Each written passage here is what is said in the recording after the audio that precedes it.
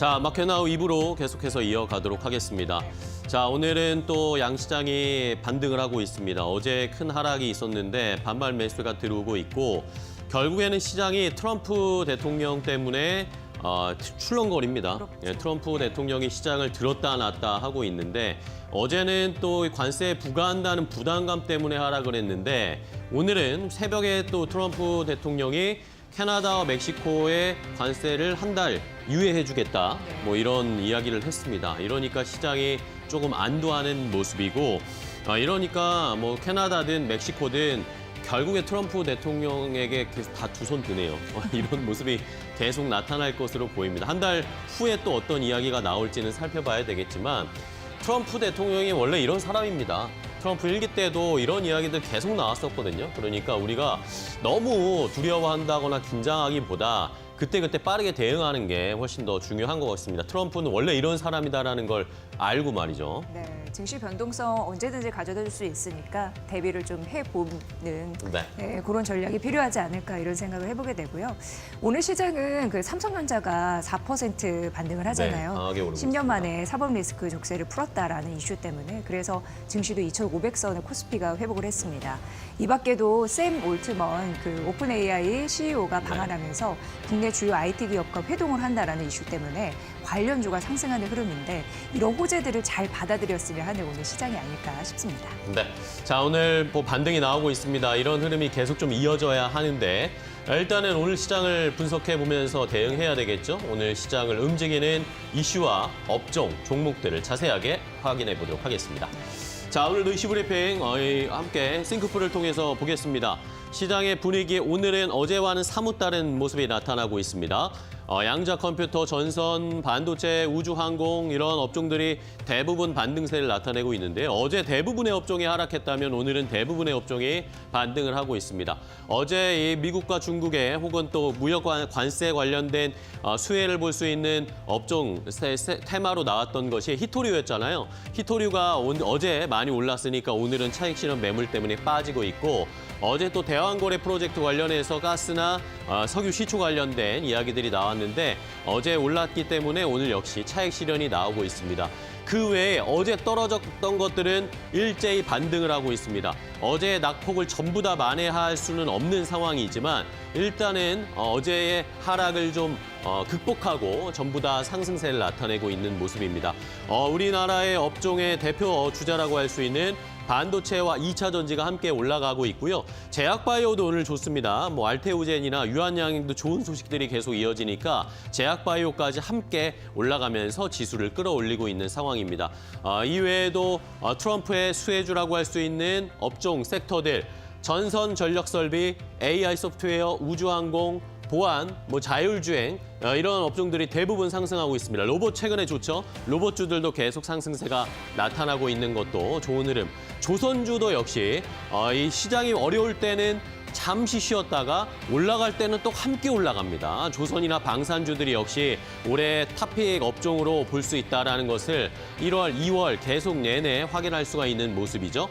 이외에도 뭐 유가와 관련된 종목들 그리고 보안 관련된 종목들, 콘텐츠, 게임 이런 것들도 상승세가 나타나고 있습니다. 콘텐츠는 뭐 관세와 무관하게 올해는 좋을 것이다 그런 이야기들이 나오고 있어서 엔터주들도 저희가 콘텐츠주와 함께 잘 살펴보셔야 될 것 같습니다.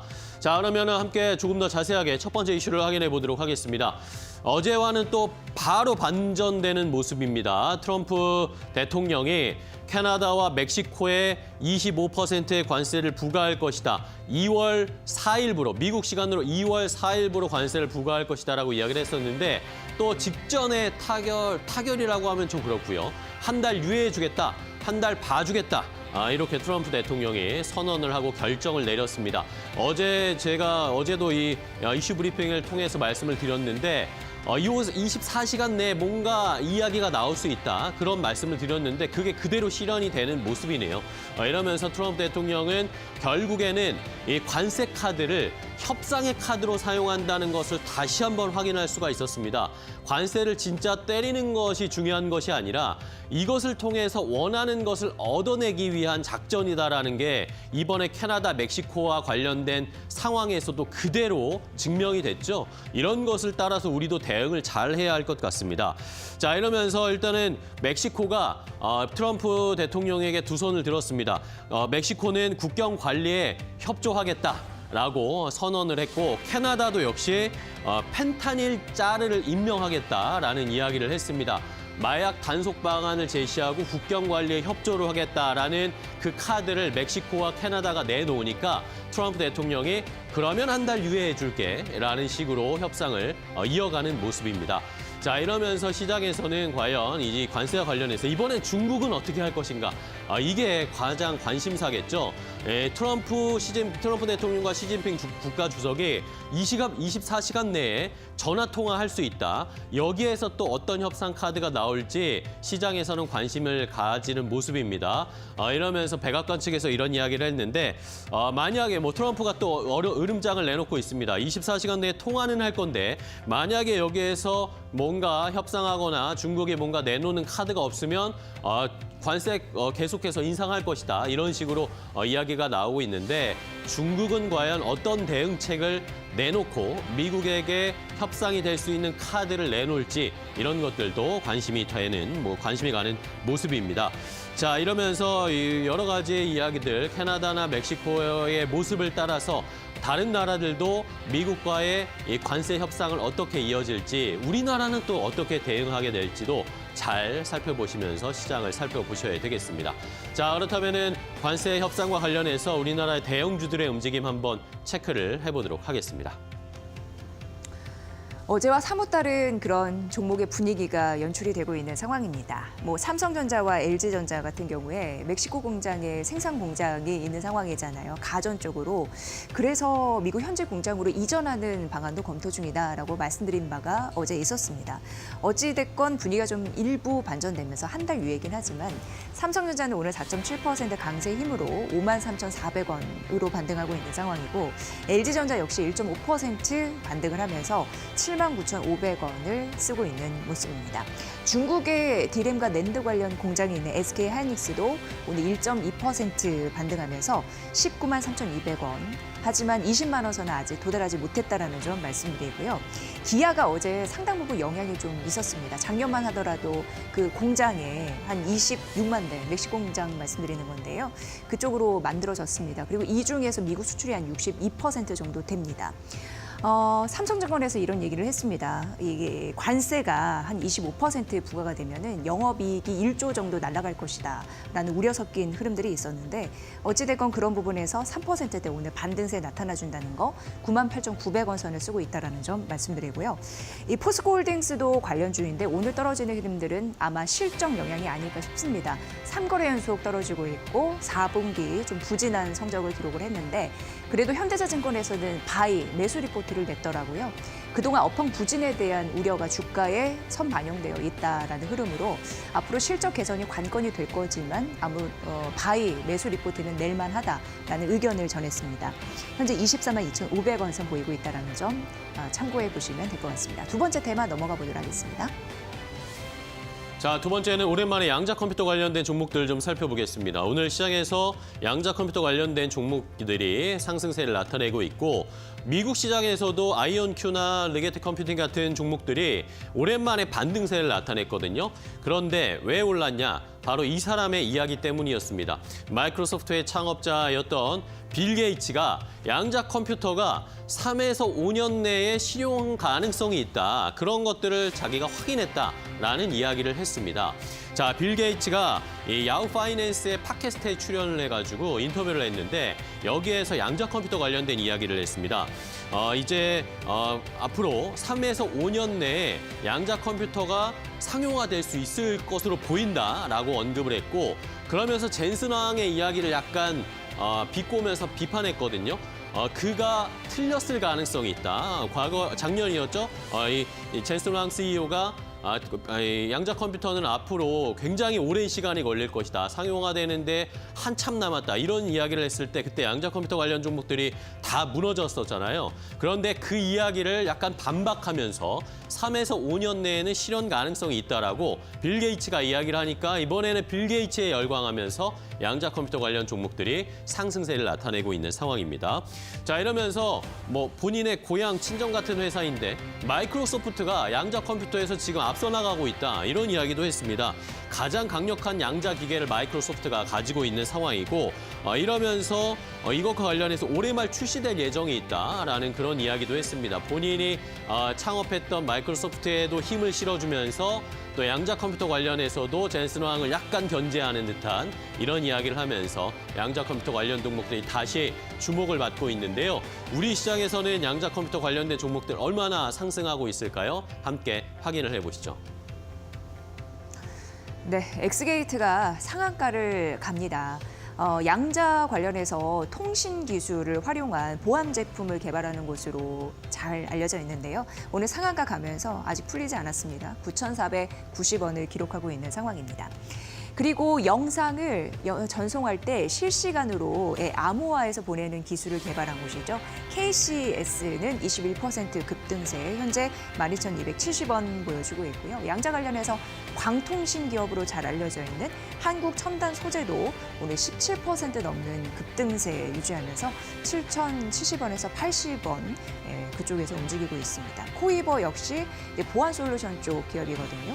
15% 넘는 급등세로 양자 컴퓨터 관련주로 얽혀 있는 상황이고 ICT 케어도 양자 암호 관련된 칩을 전 세계적으로 수출하는 그런 흐름들이 있었는데 개발해서 15% 넘는 급등세로 9,550원 선을 기록하고 있습니다. 오늘 양자 컴퓨터 관련주 시가 대비 상승폭 높이는 양봉의 흐름을 일부 하고 있으니까 이 부분도 참고해 보시면 될 것 같습니다. 마지막 테마 만나보시죠.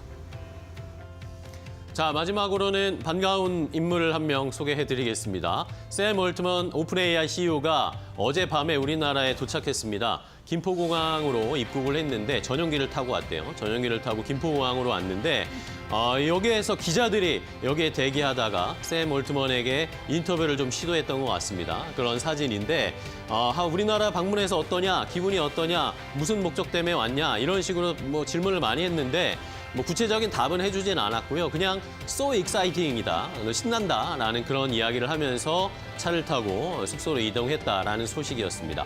자, 이러면서 AI 소프트웨어 관련된 종목들이 오늘은 우리 시장에서 또 많은 관심을 받고 있는 상황입니다. 오늘 이제 샘 올트먼 CEO가 우리나라 이제 오픈 AI 개발자 워크숍 빌더랩이라는 행사에 참여하기 위해서 방한한 것인데요. 여기에다가 여기 참여하고 나서 또 같은 장소에서 열리는 카카오 미디어 데이에도 샘 올트먼 CEO가 참석을 한다고 합니다. 이러면서 어제 카카오 주가가 많이 올랐죠. 카카오와 오픈 AI가 협력을 할 것이다. 그러지 않을까라는 기대감 때문에 주가가 많이 올랐고요. 오늘은 여러 사람을 만날 것으로 보입니다. 일단은 삼성전자의 이재용 회장을 만날 것으로 보입니다. 어제 사법 리스크를 떨쳐냈던 이재용 회장이 이제 본격적인 대외 행보를 할 것으로 보이는데 바로 첫날 오픈 AI의 샘 올트먼을 만나게 될 것으로 보이고요. 과연 삼성전자가 어떤 이야기를 하게 될지, 삼성전자가 오픈 AI에 투자할지 뭐 이런 것들도 관심이 많이 쏠리고 있습니다.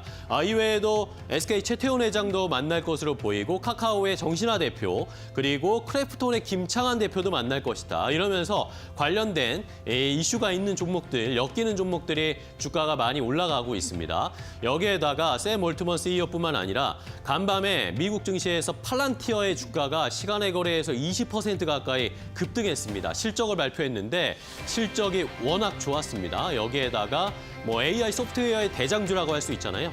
팔란티어의 주가가 여전히 좋고 신고가 행진을 펼치고 있다는 것 때문에도 역시 우리 시장에도 좋은 영향을 미치고 있는 상황입니다. 자, 그럼 AI 소프트웨어 또 그 샘 올트먼 CEO와 관련된 종목들을 함께 확인해 보시죠. 네, 뭐 단연 삼성전자가 주목을 받고 있는 상황이죠. 5% 가깝게 오르고 있다라는 점, 53,600원 선 가리키고 있습니다. 이재용 회장이 10년간 그 족쇄 사법 리스크를 벗어내면서 앞으로의 행보, 그러니까 뉴 삼성에 대한 기대가 사실상 투자 심리에 좀 반영이 되고 있는 상황이고요.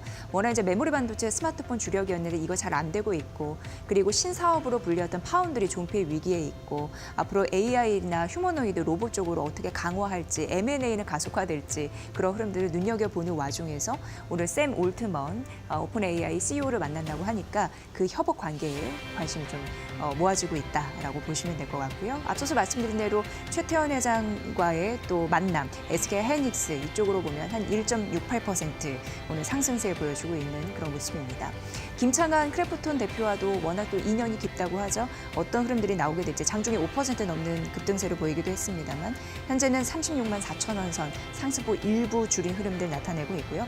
어제 상한가 간 AI 기반의 빅데이터 분석 기업 바이브 컴퍼니 같은 경우에는 오늘 추가적으로 오르는데 그 폭은 크지 않습니다. 어제 상한가 갔기 때문일까요? 오늘은 6,270원 선에서 그 상승 추세는 이어가고 있다는 점 말씀드리고 AI 기반의 또 관련주이죠. 와이즈넛도 2% 상승세 보여주고 있는 상황입니다.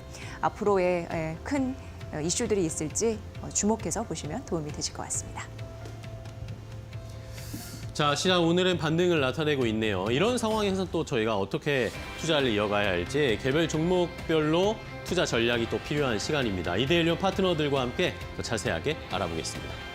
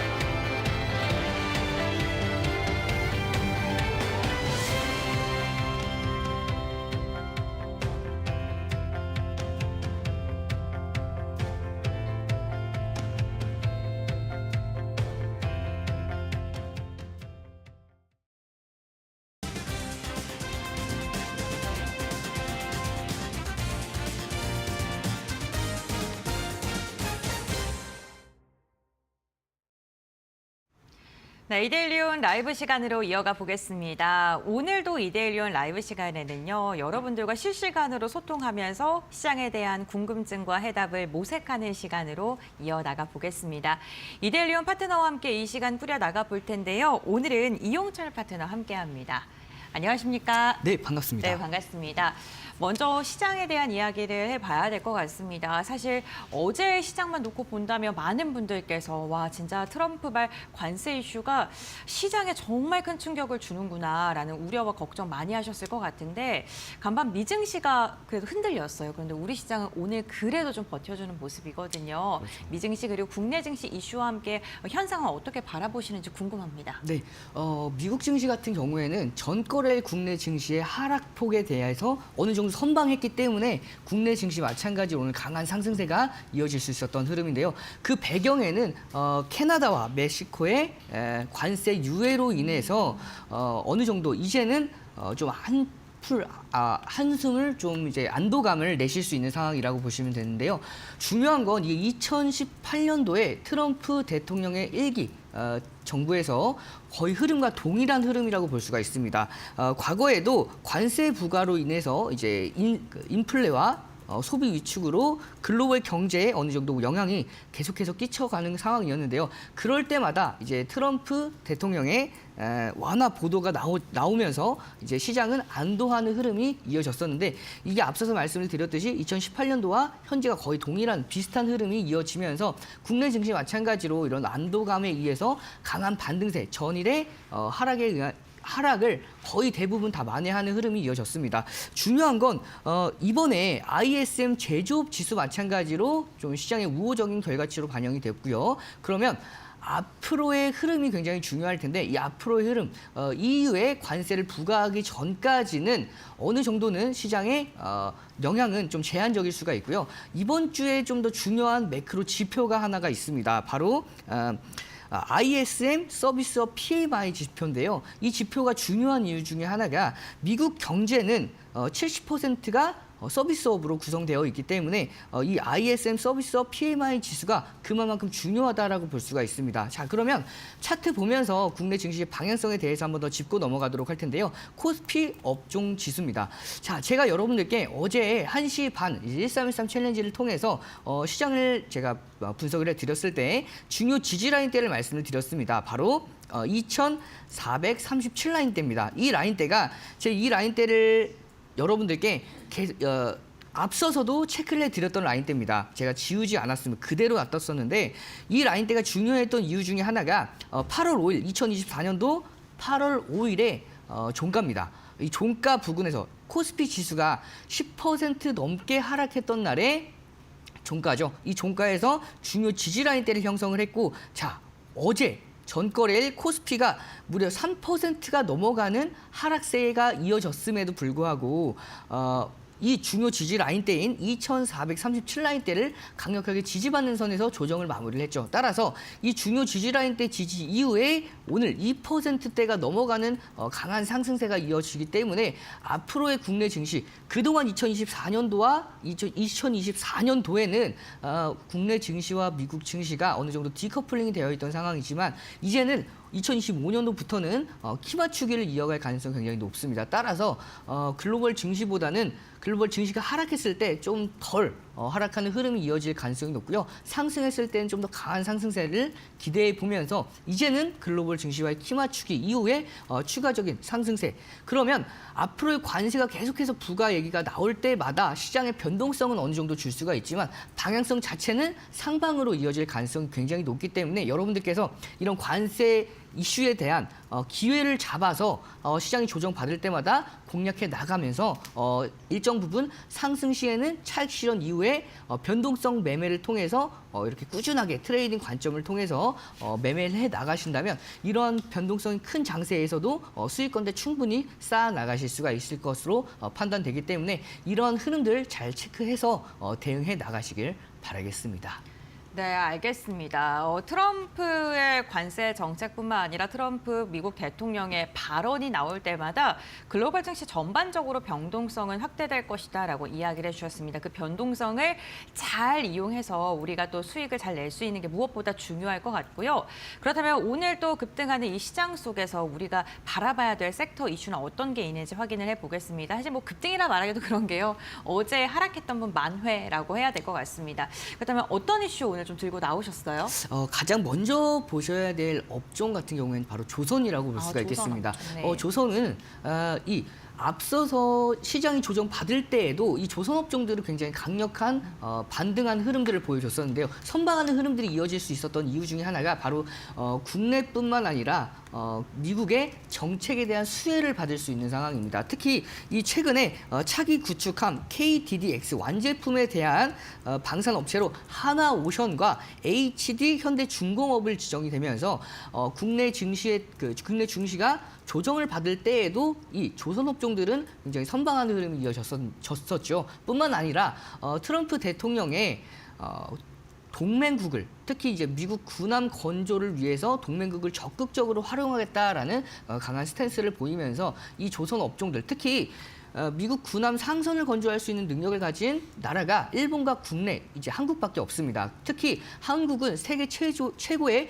조선업 기술력을 보유한 나라이기 때문에 가장 크게 수혜를 받을 수 있는 나라가 바로 이제 대한민국이고요. 이로 인해서 국내 조선업 종목들은 시장보다도 좀 더 강력한 상승 랠리가 이어가고 있는 상황이죠. 자, 그러면 이 조선업 관련 종목 중에서 가장 여러분들께서 주목해 보셔야 될 종목이 바로 하나오션입니다. 이 하나오션의 경우에는 미국의 군함의 정기 수리 사업을 수주를 따냈습니다. 그럴 수밖에 없었던 배경 중에 하나가 이 종목이 이 하나오션이 미국의 필리 조선소의 지분을 인수를 하면서 이제 앞서서 이제 미국 군함의 제작, 보수, 수리 정비 사업이죠. MRO 사업을 따냈고요. 이로 인해서 앞으로 미국 군함에 대해서 군함의 수리뿐만 아니라 이 조선업에 대한 정책적인 수혜 기대감까지 가지고 갈 수가 있는 상황입니다. 따라서 이 하나오션 같은 경우에는 앞서서 차트 보면서 기술적인 부분에 대해서 설명을 좀 더 자세하게 드리도록 하겠습니다.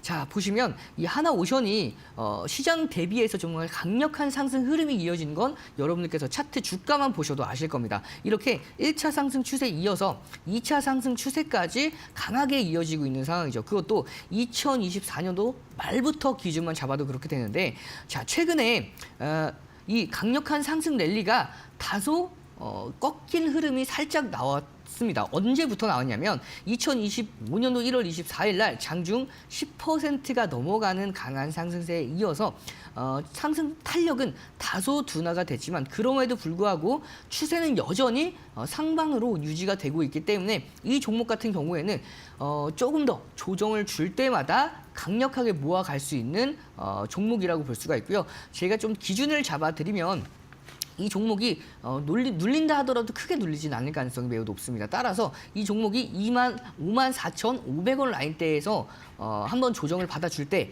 최근에 이 라인대가 왜 중요하냐면 2025년도에 1월 21일과 1월 22일에 중요 저항 라인대입니다. 이 저항 라인대를 1월 24일 날 돌파를 해냈기 때문에 앞으로 조정을 받는다 하더라도 과거의 저항 라인대에서는 지지받아줄 가능성이 굉장히 높아요. 따라서 이 54,500원 라인대에서는 기회를 줄 때 분할 매수 관점으로 1차 진입이 유효해 보이고요. 조금 더 시장에 대해서 조정을 받아줄 때에는 49,000원대 2차 공략을 하시면서 분할 매수 관점으로 이 종목을 지켜보시면은 여러분들께서 앞으로의 조선업에 대한 상승세 이 종목을 통해서 상회하는 결과값을 함께 나가실 수 있을 거라고 판단되기 때문에 여러분들께서도 하나오션 관심 종목으로 편입해서 지켜보시길 바라겠습니다. 네, 조선 그 가운데서도 MRO에 대한 기대감이 있는 하나오션을 좀 종목으로 선정해 주셨고 두 번째 이슈 이야기 나눠볼 텐데요. 사실 투자자들이 오늘 제일 관심 있게 보고 계실 섹터일 것 같습니다. AI인데요. 올트먼이 한국에 왔네요. 네, 맞습니다. 이 올트먼과 이제는 카카오, 기존에 앞서서 이제 카카오가 전 정권에 대해서는 좀 사법적 리스크가 유독 많았습니다. 그로 인해서 좀 시장의 소외를 받고 있었던 찰나에 이 카카오와 이 오픈 AI가 전격 동맹을 선포를 하면서 이로 인해서 카카오의 그룹주에 대한 강한 상승세, 특히 이 카카오가 좀 더 다른 종목들보다 강한 상승세가 이어질 수 있었던 배경 중에 하나가 딥시크의 등장으로 인해서 이 AI 모델들을 저렴하게 사용할 수 있다라는 인식이 확장이 됐죠. 그로 인해서 이 AI 특히 하드웨어 쪽에서 소프트웨어 쪽으로 이제 온기가 확산이 되면서 이로 인해서 소프트 업종들에 대한 수익성이 기대가 되고 있는 상황입니다. 개선이 되고 있는 상황인데 중요한 건 자, 여러분들께서 이 카카오를 보시면은 앞으로에 대한 방향성을 좀 짚고 넘어가실 수가 있어요. 카카오는 앞서서 말씀드렸던 이런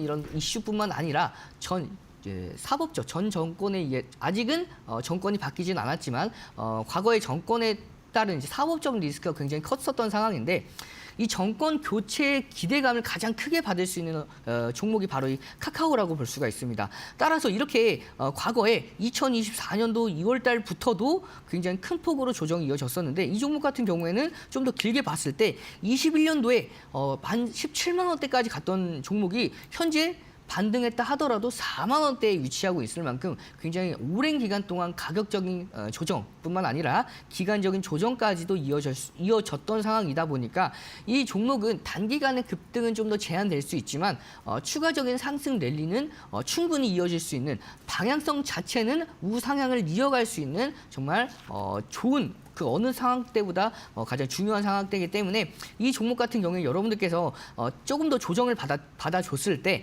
39,500원 라인대까지는 한 번 더 눌릴 수는 있습니다. 그러면 이 라인대에 왔을 때에는 적극적으로 공략을 해서 정권 교체가 됐을 때에는 이 종목에 대한 추세적인 상승세 함께 해 나가시길 바라면서 이 종목 마찬가지로 관심 종목에 편입해서 지켜보시길 바라겠습니다. 네, 알겠습니다. AI에 대한 기대감, 특히나 카카오가 전일 시장이 급락하는 가운데서도 강하게 상승을 하면서 마감했고요. 최근의 흐름 자체가 좀 전반적으로 추세를 좀 들어 올리는 모습이 나타났었는데 뭐 여러 가지 이슈 속에서 앞으로의 상승 가능성에 대해서도 언급을 해주셨습니다.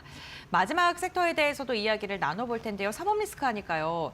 삼성전자 이재용 회장이 2심에서 무죄를 선고받고 사법리스크를 일부분 해소하면서 레인보우 로보틱스가 정말 잘 가고 있고요. 로봇 관련 기업들 전체적으로 좀 훈풍이 들어오는 모습입니다. 세 번째 섹터 로봇 선정해 주셨는데 이슈 한번 이야기해 주시죠. 네, 이 로봇 관련주 같은 경우에는 이제는 시장을 주도하는 주도 업종 중에서 빼놓을 수가 없는 상황입니다. 네.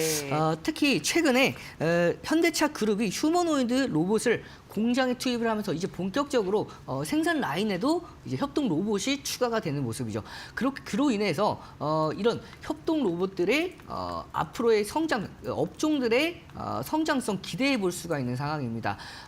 가장 여러분들께서 주목해 보셔야 될 종목이 바로 앞서서 삼성전자에 대해서 간단하게 언급을 주셨었는데 바로 이 레인보우 로보틱스를 여러분들께서 좀 더 주목해서 보셔야 될 필요가 있습니다. 이 레인보우 로보틱스 같은 경우에는 삼성전자가 이 로봇 인공지능 기술 개발을 통해서 지능형 휴머노이드 로봇을 생산한다는 계획을 밝히면서 정말 다른 종목들보다 강한 상승 흐름, 특히 로봇주 안에서도 대장주로서 정말 강력한 흐름을 보여주고 있는 상황이죠. 특히 오늘 같은 상황에서도 15%라는 강한 상승세가 이어졌습니다. 다만 최근에 2024년도 말부터 2025년도 기준만 잡아도 13만 원대에서 35만 원대까지 정말 어마어마한 상승세가 단기간에 이어졌기 때문에 이 종목을 여러분들께서 내가 이제 로봇 업종이 좋기 때문에 지금이라도 들어가야 되지 않을까라고 생각을 하실 수도 있는데요. 제가 항상 말씀을 드렸듯이 현재 핫한 섹터는 급할 때, 상승했을 때 들어가기보다는 어느 정도 가격적인 메리트가 있는 조정 장세가 이어졌을 때 모아가시는 편이 굉장히 좋습니다. 따라서 오늘 같은 경우만 보더라도 15%에 대한 상승세를 모두 다 반납을 했기 때문에 조금 더 눌렸을 때 28만 원 라인대에 왔을 때에는 여러분들께서 가격적인 메리트가 있는 중요 공략 지점으로 활용해 보실 수가 있기 때문에 이 종목 마찬가지로 조정을 받을 때 관심 있게 지켜보시길 바라겠습니다. 네, 뭐 일론 머스크도 그렇고요. 뭐 현대차 그룹도 그렇고 전 세계 글로벌 기업들이 로봇 관련 투자를 지속하고 있습니다. 인수합병에 대한 이야기 또 나오고 있고 이에 대한 기대감이 주가를 전반적으로 로봇 기업들의 매수세로 이어지고 있는데 대표적으로 삼성전자가 투자를 하고 있는 레인보우 로보틱스 언급을 해주셨습니다. 이렇게 세 가지 섹터 이야기 나눠봤고요. 그렇다면 오늘장 공략주 어떤 게 있는지 한번 알아보도록 할 텐데요. 오늘장 공략주 뭐로 선정하셨을까요? 바로 이제 조선업종 중에서 태광을 선정을 했습니다. 이 태광 같은 경우에는 이제 주주 환원율이 30%에 달하면서 이 업종에 대한 수혜뿐만 아니라 개별 종목에 대한 개별 종목에 대한 이슈까지 동반낼 수 있기 때문에 이 종목을 선정을 했고요. 시간 관계상 차트 보면서 빠르게 기술적인 부분만 간단하게 체크하고 가격 전략 잡아드리도록 하겠습니다. 자, 급등 이후에 눌림목이 이어지고 있는 상황입니다. 이렇게 상승 파동 이후에 변곡을 만들고 2024년도 2월 3일이죠. 전거래일 시장은 하락했음에도 불구하고 이 종목은 선방하는 흐름을 보여줬죠. 그러면서 변곡을 만들고 이제 막 상승 파동이 이어지고 있는 초입에 위치해 있다라고 볼 수가 있겠습니다. 따라서 이 눌림목 이후에 반등 시에는 전 고점 부근 23,400원대까지는 무난하게 올 수가 있고요. 손절가는 2만 원대 잡고 여러분께서 관심 종목으로 편입해서 지켜보시길 바라겠습니다. 네, 알겠습니다. LNG 피팅 관련주 태광을 오늘의 공약주로 선정을 해주셨습니다. 전반적인 조선 업황이 좋다라는 것뿐만 아니라 주주 환연율에 대한 개인적인 모멘텀도 있기 때문에 앞으로 누림목 구간을 벗어나게 된다면 추가적인 상승세 나올 만하다라고 이야기해 주셨고요. 가격 밴드 제시해 주셨으니까요. 참고해 보시면 좋을 것 같습니다. 네, 오늘 말씀 다양하게 나눠봤는데요. 여기까지 듣고 마무리하겠습니다. 고맙습니다.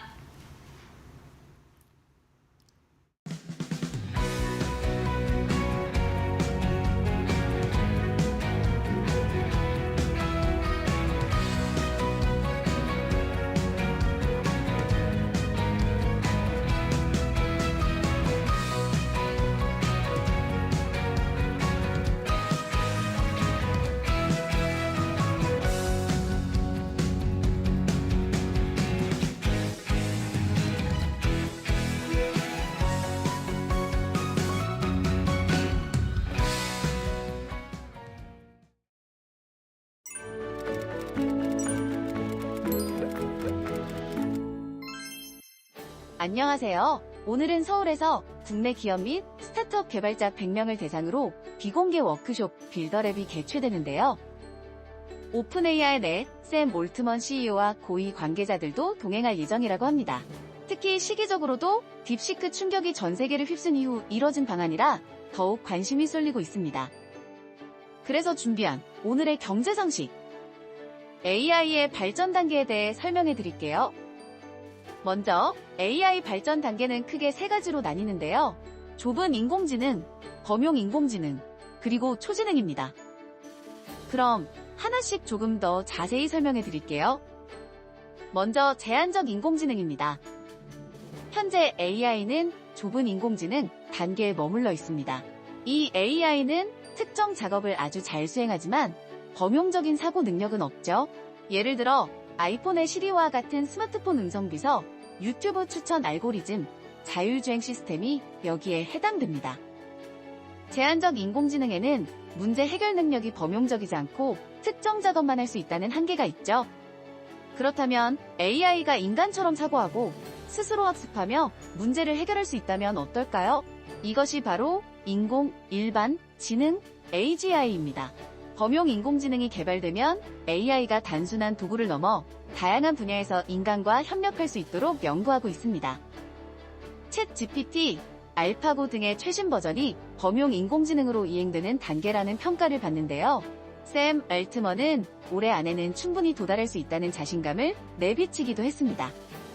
그렇다면 초지능은 무엇일까요? AGI가 더 발전하면 결국 모든 분야에서 인간보다 뛰어난 초인공지능 단계에 도달할 수도 있습니다. 초인공지능은 상상할 수 없는 수준의 혁신을 가져올 수 있고, 낙관하는 사람들은 AI가 인간을 대신해 불치병과 기후위기 등 거대한 난제들을 해결할 것으로 기대합니다. 하지만 동시에 윤리적 문제와 통제의 어려움도 따르기 때문에 신중한 접근이 필요합니다. 앞으로 AI가 가져올 변화, 여러분은 어떻게 생각하시나요? 앞으로의 인공지능의 발전과 관련한 투자 전략, 마켓나우이브에서 알려드릴게요. 행복한 하루, 평안한 하루 되세요.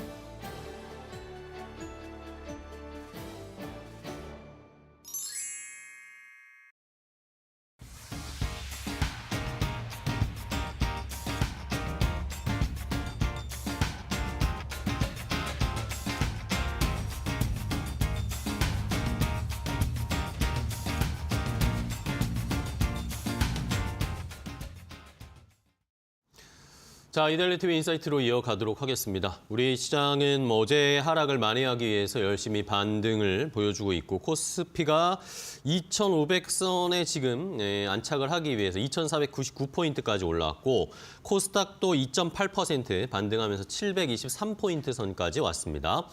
자, 일단은 미국과 중국의 관세 관련해서 오늘 또 조만간 이슈가 나올 것 같은데, 트럼프 대통령과 시진핑 국가주석이 전화 통화한다, 이런 이야기도 있고요. 중국 시장은 지금 아직 연휴 기간입니다. 오늘까지 쉬고, 홍콩 항생지수는 그래도 오늘 열렸는데 1.3% 반등세 나타내고 있고, 일본 니케이도 1.6% 반등, 어제 전반적으로 조정받았다가 우리 포함해서 전부 좀 반등세를 나타내고 있는 시장의 분위기는 체크를 하셔야 되겠습니다.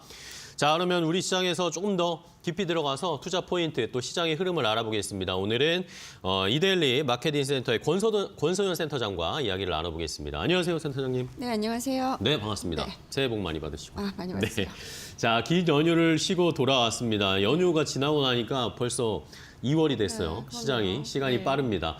자, 그러면 이제 2월 근데 또 트럼프는 다가왔고 뭐 딥시크다, 뭐 전 세계적인 지정학적 리스크, 우리나라 내부적인 정치 리스크 여러 가지 어려운 상황이 여전히 산적해 있는데 그런 상황에서 그러면 시장을 좀 그래도 움직일 수 있는 큰 자본들 기관이나 이런 쪽의 움직임은 어떤지 알아보고 싶습니다. 최근에 좀 설문조사를 하셨다고요?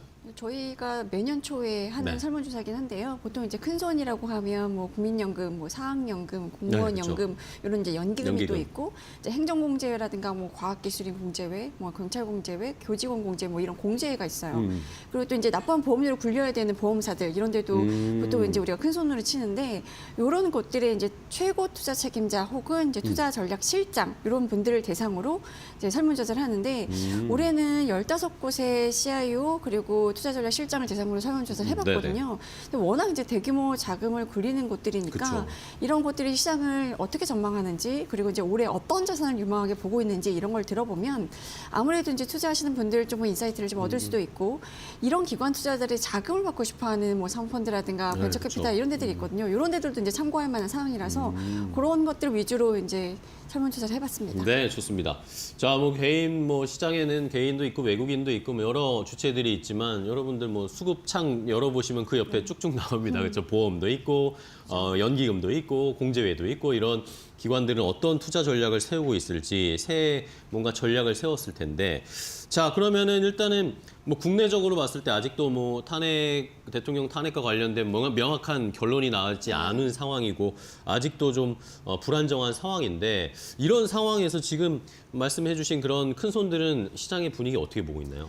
뭐 비슷할 거예요 아마 이제 일단 대외 신뢰도가 굉장히 추락할 것이다라는 네. 우려를 상당히 하고 있었는데 저희가 질문 중에 하나가 정치적 불확실성이 한국 자본시장 대외 신뢰도에 미치는 네. 영향에 대한 질문이 있었어요. 그쵸. 아주 많이 영향을 미친다가 5점이었고 전혀 미치지 않는다가 1점이라서 이제 5점 척도로 진행을 했는데 5점 만점에 4.27점이 나왔어요. 굉장히 높네요. 굉장히 이 대외 신뢰도의 타격이 불가피하다라고 이제 보고 있는 건데요. 사실 이제 비상계엄 선포되자마자 국회의원들이 국회의사당을 모여들어서 다음날 새벽에 이 계엄이 해제가 됐었잖아요. 그때까지만 해도 이제 글로벌 시장에서는 평가가 한국의 민주주의의 힘이 굉장히 놀랍다. 그리고 한국이라는 나라가 굉장히 시스템으로 돌아가고 있는 나라구나라는 평가였는데 그 윤 대통령의 탄핵 소추안이 국회에 의결이 되고 나서 그 다음에 대통령 대행을 맡은 이 한덕수 국무총리 탄핵안까지 의결을 하면서 조금 시각이 확 돌아섰어요. 그때 이제 뭐 일단 탄핵에 대해서 상당히 우려하는 쪽으로 네네. 변화를 많이 했고 이런 이제 이 너무 야당의 폭주라고 할 수 있는 이런 상황이 한국의 국가 신뢰도에 타격을 줄 수밖에 없다라는 분석들을 굉장히 많이 했었는데 큰 손들도 마찬가지로 그 부분을 꽤 우려하는 모습이었습니다. 네. 자, 어쨌든 뭐 대외적으로나 대내적으로나 국내에서도 이걸 지금 불안정한 상황, 뭔가를 결정할 수 없는 상황이 계속 이어지는 게 우리로서는 시장의 입장에서는 너무 제일 안 좋은 거잖아요. 그러면 아무래도 이런 큰 손들도 뭐 운영하는 자금도 많은 상황이니까 이 대외 환경이나 상황에 민감하게 반응할 수밖에 없는데 아무래도 그러다 보니까 올해 투자를 조금 소극적으로 하지 않을까라는 걱정도 돼요. 일단 국내 정치적 불확실성이 올해 투자를 위축시킬 건지라는 질문도 좀 있었는데 굉장히 위축될 거다가 5점이고 이제 뭐 크게 위축되지 않을 거다라는 게 1점이었는데 3.47점이 나왔어요. 그러니까 절반 이상이 나온 거죠. 네. 그러니까 사실 시장이 가장 싫어하는 게 불확실성이고 지금은 이 한국에서 불확실성이 언제 해소될지 모르는 상황이잖아요. 이게 탄핵이 결정이 되고 대선이 치러지면 불확실성이 해소되겠지 뭐 이런 이제 생각들을 다들 하는데 그 새 정부가 들어서고 나서도 이 새 정부의 정책 기조를 좀 봐야 돼요. 그러니까 이 정책 기조가 어떻게 결정이 될 것인지에 따라서 또 한 번의 불확실성이 생길 수 있고 그거에 따라서 올해 내내 시장의 변동성을 보일 수밖에 없다라고 보는 건데 사실 이제 연기금이랑 공제회 같은 데들은 계속 이제 돈이 들어오잖아요. 그러니까 국민연금도 우리가 매달 내는 돈이 있으니까 이걸 어떻게든 굴려야 돼요. 그래서 이 연기금이나 공제회 자체가 투자를 좀 위축하거나 좀 줄이거나 이럴 수는 없을 텐데 이분들이 보는 이제 투자가 위축될 거라는 거는 예를 들어 이제 해외 투자자들이 네. 국내 투자를 안 하거나 뭐 이런 부분에서 약간 좀 걱정하는 부분들이 좀 있더라고요. 그러니까 기업들 중에서도 그렇고 이제 국내 주식 투자 시장에서도 이제 외국인 투자자들이 네네. 이제 거래를 하고 있잖아요. 이런 외국인 투자자들의 뭐 국내 자산 매수라든가 이런 것들이 굉장히 위축될 수 있다라는 생각을 좀 하고 있습니다. 네. 어쨌든 이 불확실성이 뭔가 해결이 돼야 뭐 투자를 하는 방향을 잡곤 아니 말씀해 주신 것처럼 새 정부가 만약에 새 정부가 들어서게 되면 그거에 따른 정책에 따라서 또 투자를 하게 될 텐데 이게 또 만약에 혹시나 탄핵이 되게 되면 또 조기 대선을 해서 빠르게 진행을 하다 보면 이거에 대한 대비나 이런 준비도 쉽지가 않은 상황이기 때문에 아마 더 곤란한 상황인 것 같습니다. 자, 그렇다면은 그래도 이렇게 혼란스럽고 어려운 상황이지만 그래도 안정적으로 어느 정도의 투자나 운영은 할 거란 말입니다. 네. 그렇죠? 그러면 국내 큰 손들이 올해는 어디에 좀 집중을 하고 있던가요? 일단 15곳 중에 7곳이 올해 가장 유망한 투자처가 어디냐라고 물었을 때 해외 주식을 뽑았어요. 해외 주식이요. 그러니까 26% 정도인 건데 그 아, 해외 주식 네. 다음이 국내 주식과 해외 대투자가 각각 동률로 2위를 기록했고요. 그러니까 사실 국내 연기금은 해외 주식 투자 비중을 꾸준히 늘리는 추세예요. 그러니까 그렇죠. 국민연금만 봐도 국민연금이 이제 어느 시기에는 고갈일 텐데, 그러니까 국민연금에 들어온 돈보다 나간 돈이 더 많은 시점이 되면 갖고 있는 자산을 팔아야 되거든요. 그렇죠. 그렇기 때문에 국내에서 투자하는 비중이 크면 안 돼요. 그러면 국내 시장에 영향을 주니까 그래서 이제 절체절명인 거죠. 해외에 투자할 수 있는 이제 해외 투자 비중을 넓혀야 되는 상황인 건데 지금 국민연금 해외 주식 비중이 작년에 33%였어요. 근데 네네. 올해 35.9%까지 높일 계획이고 뭐 사학연금이나 공무원연금도 작년보다 뭐 한 1~2% 포인트 정도 이제 해외 주식 비중을 늘릴 네네. 예정인데 사실 우리가 해외 주식이라고 하면 국내를 제외한 해외 주식을 이제 생각을 네. 하는데 여기서 말하는 해외 주식은 대부분 아마 미국 그렇죠, 주식일 미국이겠죠. 거예요. 그래서 작년에도 수익률을 비교를 해보면 S&P 지수가 27% 정도 올랐고 나스닥이 33% 올랐는데 네. 코스피 9% 하락했잖아요. 다 떨어졌죠, 저희. 코스닥은 더 떨어졌어요. 네. 23% 떨어져서 아유. 사실 이제 작년 한 해 성적표는 완전히 엇갈렸고 올해에도 이런 흐름이 이어질 것이라는 전망이 높은 게 뭐 사실 지금 상황에서는 미국 증시가 그동안에 너무 올랐으니까 좀 조정을 보일 것이다라는 의견도 일부 있고 네. 국내 증시가 너무 떨어졌으니까 좀 싼 맛에 살 수 있는 거 아니냐라는 안전하지 의견도 않을까. 있지만 기본적으로 양국의 경제 체력 차이가 너무 나는 상황이에요. 그렇습니다. 그러니까 올해 미국 경제 성장률 이제 전망치를 보면 한 대략 2.3%에서 2.7% 그 안팎이거든요. 근데 이것도 계속 이제 상향 조정되고 있는 네네. 추세예요. 근데 반대로 그러니까 국내 증시, 그러니까 국내 경제 성장률 같은 경우는 하향 추세인데 지금 이제 2%에도 못 미칠 거다라는 경제 전망들이 나오고. 성장률도 못 미칠 거다 뭐 그렇죠. 이런 이야기 나오고. 그러니까 얼마 전에 영국의 캐피탈 이코노믹스라는 데는 올해 한국 경제 성장률 전망치를 1.1%로 네. 그러니까 거의 1% 이제 하단까지 온 네네. 거잖아요. 그러니까 지금 보면 미국 경제는 거의 나홀로 호황인 느낌인데 일단 트럼프 행정부 출범하면서 이제 자국 우선주의 강화하는 뭐 일단 취임하자마자 행정 소명을 했잖아요. 네. 뭐 캐나다와 사인하느라 멕시코에 바쁩니다. 예, 25% 관세를 부과하겠다라고 이제 행정명에 사인하고 뭐 물론 이제 간밤에는 한 달 유예한다고 조금 이제 네네. 물러서긴 했지만 기본적으로 이제 아메리칸 퍼스트 정책이기 때문에 뭐 최근에 나오는 미국 고용 지표라든가 이런 것들 보면 어떻게 이런 고용 지표가 나올 수 있지 이럴 정도로 굉장히 미국 경제는 좀 뜨거운 상황이고 이 미국의 보호주의가 강화되면 될수록 네. 나머지 이제 이 다른 국가들의 경제 성장이 좀 낮을 수밖에 그쵸. 없는데 이게 우리나라가 수출 의존도가 높은 나라고 수출을 먹고 사는 나라이기 때문에 글로벌 경기가 전반적으로 둔화를 하면 그러면 결국은 이제 국내 성장률에도 이제 마이너스가 될 수밖에 없고 게다가 지금은 우리나라 고유의 요인 탄핵 정국이라는 네. 것 때문에 다들 소비자들이 지갑을 닫고 있는 분위기잖아요. 그러면 이제 내수도 안 좋은 상황이라서 국내 주식 투자 수익률은 그러니까 저가 매수 이외에 다른 요인을 찾기는 쉽지 않다라는 그렇죠. 평가들을 하고 있습니다. 그렇습니다. 싸다는 것만 매력이 있는데 뭐 싼다고 다 올라가는 건 아니니까 뭐 성장성을 담보해야 하는데 뭐 트럼프가 지금 뭐 일단은 근처에 캐나다, 멕시코한테 관세 이야기하고 중국 이야기하고 유럽 이야기까지 나오는데 이게 차례차례 오지 않겠습니까? 우리나라까지도 올 텐데 그 전에 뭔가 우리도 대책이 필요한 상황입니다. 그래야 또 경제 성장률 자체도 또 타격을 덜 받을 테니까요.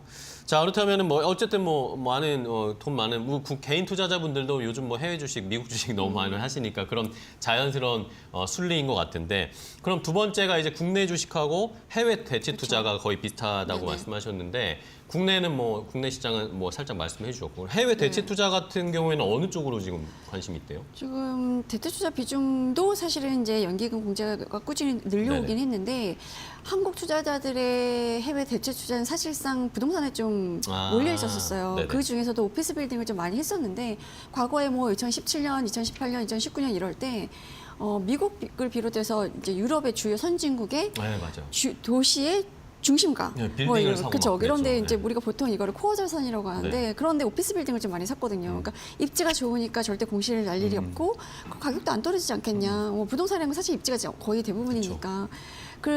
그런데 이게 이제 코어 자산이 너무 오르고 막 이러니까 이제 교외 지역 빌딩까지도 많이 샀단 말이에요. 그때 한국 투자자들이 호구라는 평가들이 좀 많았었어요. 그러니까 어떤 빌딩을 이제 매각을 하는데 한국 증권사들끼리 가서 경쟁을 해서 네. 가격을 높여놓고 뭐 이래서 좀 호구 역할을 했다라는 얘기를 좀 많이 했었는데 이게 코로나19가 터지고 나서 재택근무가 일상화가 되고 공실이 발생하고 임대료를 못 받아서 배당을 못 주는 그러니까 결국은 이제 기한이익 상실, 뭐 EOD 상태에 빠진 곳들도 이제 수두룩했거든요. 그래서 이 해외 대체 투자에 대한 관심은 여전히 높은데 이제 부동산은 조금 이제 내려왔고 대신 그 대체 투자 중에서도 사모 대출에 대한 관심이 제일 높았어요. 사모 대출이요? 네.